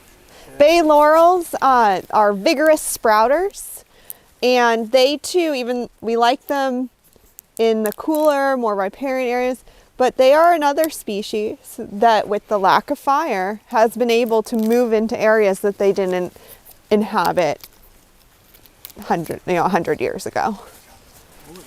Do you guys know the Oregon white oak? Oregon wood oak? Oregon white oak, or sometimes called white oak. Its acorns look like a fat, happy baby. Right, they're just like this, and then they have like a teeny cap on them that looks like a French beret. So it's like a happy baby with a French beret. Oh, there's two things right here that you should know the difference between, even though they look alike. So come check this out, Chris. Okay, Look for cedar. so you see this tree right here? And you see this one right here? Yep. Okay, so this is a feel thing. If you come up and you grab this, Thicker. This is the one you use the beds for. well, Like the okay, big so one. that one, how does it feel? Is it Soft. Soft. Okay, now grab this one right next to you. Oh, geez. This side. Yeah. Oh, geez, right? Yeah. So this one has these little spear tips, and it's really flat. It looks a lot like a redwood until you get close, and it's not soft. This is not a very common tree, and it's nice to keep. And what is it again? California nutmeg. Nutmeg. So it produces a weird little fruit that's a seed is kind of like a little nut.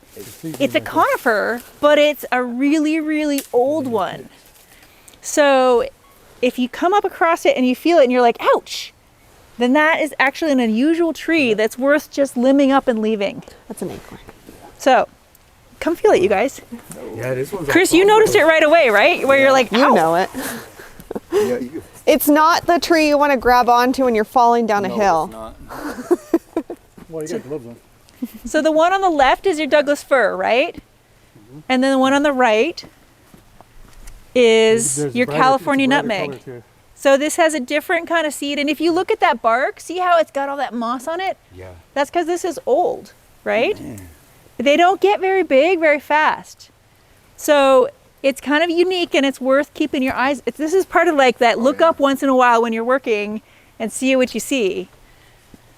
We used to have some really big nutmegs and they were all harvested. They have a really beautiful white wood, and actually a lot of it was exported to Japan for shrines. Okay. How's So- it smell burnt? Huh? How's it smell burning? I don't think you want to find out because we want to keep them. Oh, like a pine Yeah. tree. But Yeah, it's oh, worth nice knowing and this cozy. tree. Like it's a very cool and unusual thing. You're not going to find this very big very often. So if you do find it, it does actually stump sprout, doesn't it? Mm-hmm. So if you cut this one down, it will stump sprout. can It you just say the name one more time? California nutmeg. Yeah, and Yeah, it so- has a fruit that looks like a nutmeg. Really? Yeah. And what season does that grow? Good question. Summer? The yews in fruit, I wonder if this would, sometimes, it takes them a long time to get to fruit. Oh, okay. So, About like 100 years. I don't know. Not No. that long, but yeah, it's probably like late summer, fall maybe. Yeah, well, if it might be the same timing as the yew. It's related to the yew, which okay, you well, guys, yeah, we've seen that one. yeah, already, you saw those red fruits on it. Yeah. So they're relatives, and they do it's the same kind of fruiting. Is that it? Did you find one? It's a little ball little thing. It's right underneath the I trunk. don't like nutmeg. Oh, this is the bay. Oh, This is the California bay. I like nutmeg. They're related to, so our bay laurels, that's the pepperwood, they're related to avocados. Oh, wow, really? Yeah, so this is kind of like, this is the outer shell and it does not taste good, but you Yeah. take the nut and you dry it out and then you roast it for a couple hours at like 300 degrees and you crack the nut open and it tastes like coffee and chocolate mixed together. Start gathering this. Start gathering. Yeah, you'll be in competition with the squirrels, but I'll send some with Scott next time he's coming out to see you guys. Man, that's Roasted cool. already? Keep that in your cheeks. So anyways, this is from the Pepperwood, but that is going to be something different. And just keep your eyes open for if it hurts, you've got something different. Something that you don't see too often, right? What do we have going on here? They don't. Not dead. They're oaks. They're alive, right? But these are deciduous oaks, so they lost their leaves already. So these little guys, you might want to just leave if you can. Because, I mean, if you have to do something, you could limb them up a tiny bit, but this is the next generation, right? But you guys are moving faster than that, right? Yeah. You're not like sitting here with your pruners and clipping every little thing. Yeah, we're not getting paid by the hour. No, you aren't? So if you see something like this, it's worth actually like maybe you just clear any conifers that are around it and make some space for them. If you have to take a few and thin it out, that's okay. But like if you can leave baby oaks, this is the kind of place where they're going to recover, right? You can see they've reached up. This one's past the browse line, so the deer can't get it, and it might actually make it to be the next big tree. Like the one next to it. Yeah, exactly. If you have a bunch of these guys and they're the evergreen oaks with the leaves that don't have any lobes or anything on them, those are a lot more prolific, and that might be something where you can just clear them out if you need to. So feel that leaf. Round one, you see? See, there's no bristle on that tip, right? So if you look at this leaf, it's rounded, it has no bristle. This is the Oregon white oak, and this is the one that has the big fat acorn on it. It's just another oak to watch out for. And if you see that in the landscape, what would you guys do here? That's coming out. Yeah, so you can take out all the little That's going furs. around it, yeah. And then Yeah. probably I can't get up there because we'd have to climb it. Yeah, and there's a bunch of poison oak in there. So you could probably like limb up some of these Douglas fir limbs and take out all the little Doug firs. You might even take out that madrone. Take that out, but I can't get up there. Right. But this guy has a little bit more space around it. Yeah. So again, this is like where you feather out from it and you give it some room. And you can see it's happened all through here. So you might want to like look at these Douglas firs that are intertwining with the oaks, and whatever's under that 8-inch limit, take them. That thing is all cluttered. It's kind of cluttered in there. So you can see here we have a lot more of our white oaks around the edge where they're getting a lot of light. This is also probably a different soil type here. But this is a really habitat rich area where we call it an ecotone. So it's kind of the transition between a grassland and a more evergreen forest. And again, what do you see around the edges? Brush. Yeah, all that brush, which is great bird habitat, but it's also great ladder fuels, right? And so it's just, if you imagine a fire coming through here, it's going to burn low. Right there, Yeah, low on the grass, it's going to hit that brush and it's going to ladder up into the canopy. So when fuel reduction is your goal, you want to eliminate that brush there, or just leave one kind of isolated by itself. That little landscaping. Yeah. I think this is the only place I saw this bush along here. I'm glad you stopped here. You know this one? No, I was just looking at it because it was different. So it looks a little bit like the madrone in the sense that those got those big, strong leaves, but they're smaller than the madrone leaves, and they have like a serrated edge, right? Like a knife. This is called toyon. And this guy will totally stump sprout when you cut it down. This is a brush that you'll find in really dry areas. You'll find it out in the chaparral. You'll find it in oak woodlands. It's a really common California plant. It responds very well to burning. Like you burn it, it's going to grow again. And so my advice when you can is if you don't want to leave a big bushy thing when you're done with your job, like, you know, it'll grow up the next year, it's going to look like a big bush, is if you can limb it up again. Like that's going to produce a tree rather than a big bush. Your job is going to dictate what you're actually doing, right? So this guy, you'll also find a mature bush this time of year is going to have a whole bunch of red berries on it. That'll help you identify it. Would you agree with that? Like that you'd limit up? I mean, Yeah. sometimes you'll have to cut it down. What Yeah. about these? It's kind of a borderline. Yeah, and just with all the sump sprouters, just take that extra little second to think, am I going to make this work worse by making a brushy, sprouty mess? You're not going to be here in 5 we're years. not- no, we always think into the future what it's going to look like. I know, that's gorgeous. So someone, Gabe asked about blackberry. It has also a lot of actual habitat value for food and just brush, but this is the invasive kind. It's the Himalayan blackberry. It has 5 of these little leaflets. Our native California blackberry only has 3. And it will come back, cut it, and it will sprout back. Even if you take it out by the root? No, that's the only way to kill it, really, is to take it out from the root. But that takes a lot of work. I don't know if you want to do that. Yeah, it depends on how much money you're getting paid for the job. All right. Not a flat But rate. yeah, this If it's one, a like, flat rate, I'm cutting it. I got a flat rate. Flat in everything. right here. So see, this is, Mary was talking about, yeah, 3 leaflets. And sometimes there's one species has a really white stem, but if you rub it, the white rubs off. So if you see that, that's, you know, and it tends to be more sparse, but So beautiful. Which one of those grow the white flowers? This one or that one? they both have white flowers. They look different, the petals though. Yeah, definitely know what redwoods are, but feel these versus that California nutmeg. So just see if you can, it's hard, but Quickly. yeah, the tip's not gonna like spear you. Yeah, the other one you grab it. It can So- draw blood. Yeah, it totally does. Oh, I know. I've been in places where I was like, am I seeing redwoods out in the forest? No. This is nutmeg. The madrones, so we must be near a madrone tree. This That's redwood also edible. or Immediately edible. nutmeg. That's nut. Yep. It doesn't taste great, but it's food if you eat it. So this guy here is called Scotch broom, Oh, okay.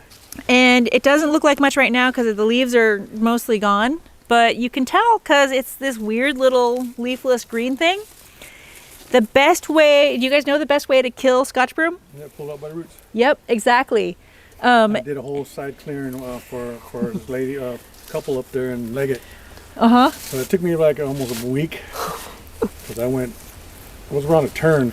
So I cleared, that was all brushes, cleared it all up, had burn piles. There was going by saying thank you. Yes. Yeah. So this is an invasive plant from Europe.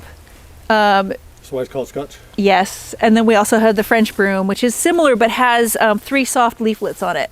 These are all in the bean family, and they produce seeds that are really durable and will survive fires. So the best thing to do is when you're getting these out of the ground is do it before they flower. You're working all year, so you can't always do that. But and obviously the best thing to do is also pull them out by their roots. They will also stump sprout. So if you just leave the tops, then they'll just come back. They're pretty easy to pull out too. Yes, and you also don't want to scatter those seeds around. So if you are pulling them on a site, don't chip them and spray them out into the woods, because you will then create a much, much worse problem. You probably know this already, right?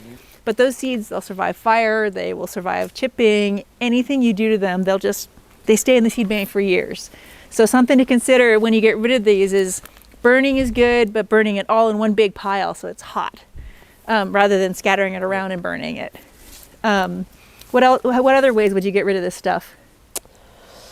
Just really, you could continuously cut it forever. Some people think if you cut it during the late summer when it's most water stress, that's more helpful than if you cut it earlier. But really, to kill it, you need to pull it up. But it's going to come back because, like Jen said, those seeds are really durable, and actually fire activates them. You'll get a lot more broom, both French broom and Scotch broom, after fires a lot of time.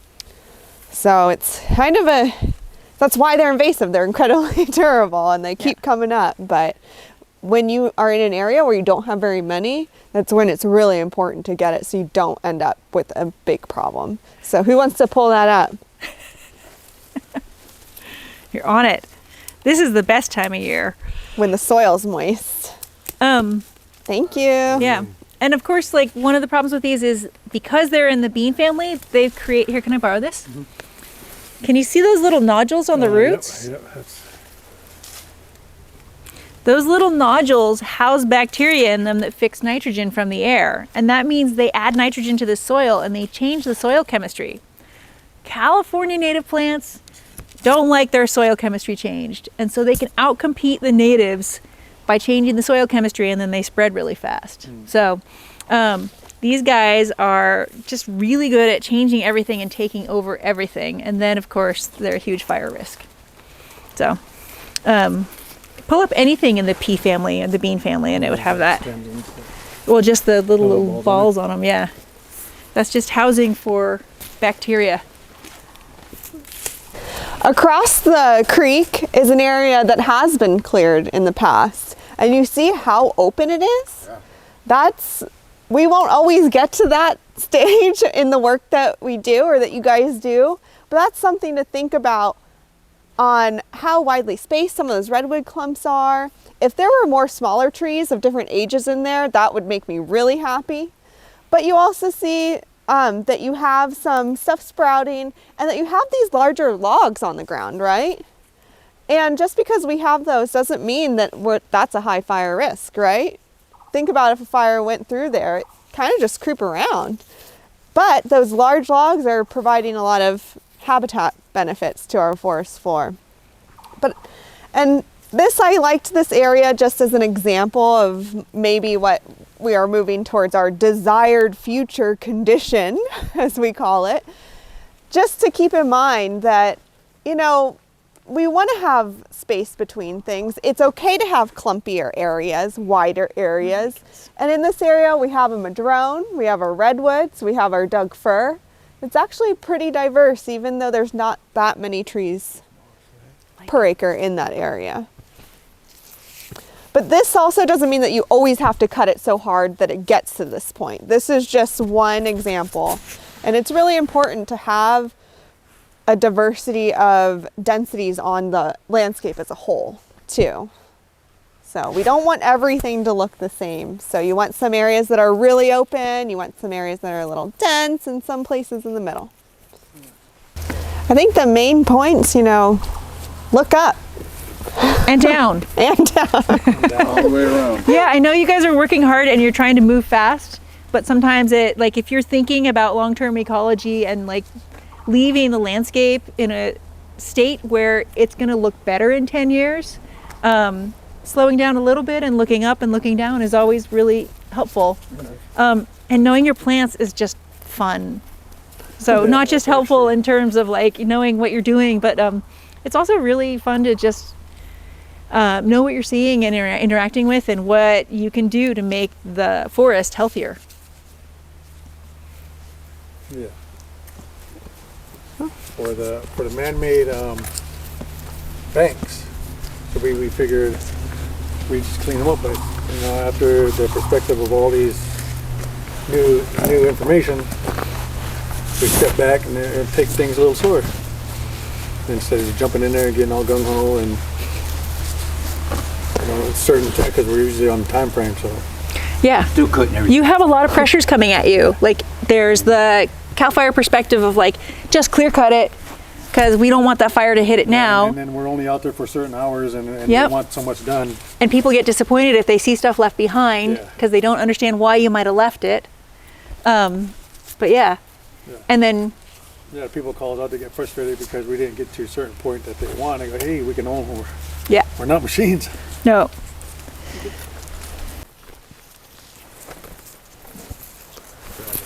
What is it? This is the hazelnut, the California hazelnut. It's got this little asymmetrical leaf base and the leaves are really fuzzy and soft. And it produces a hazelnut that's about the size of your like teeny little hazelnut. And it never gets very big and it will stump sprout. But it's a really nice wildlife plant. So anyways, another one to consider. Yeah. When are the nuts available? Usually now, or maybe a little earlier in the fall. But it's not enough to harvest really. Like it's kind of one of those things where you see like maybe 5 or 10 on one bush and you're like, the birds can have that. There's a tree going through Laytonville, going to a coast. Here. When we was younger, stopped and just get them. It's a That this is thimbleberry. It's in the same family as the raspberries and the blackberries, and then it's a native shrub.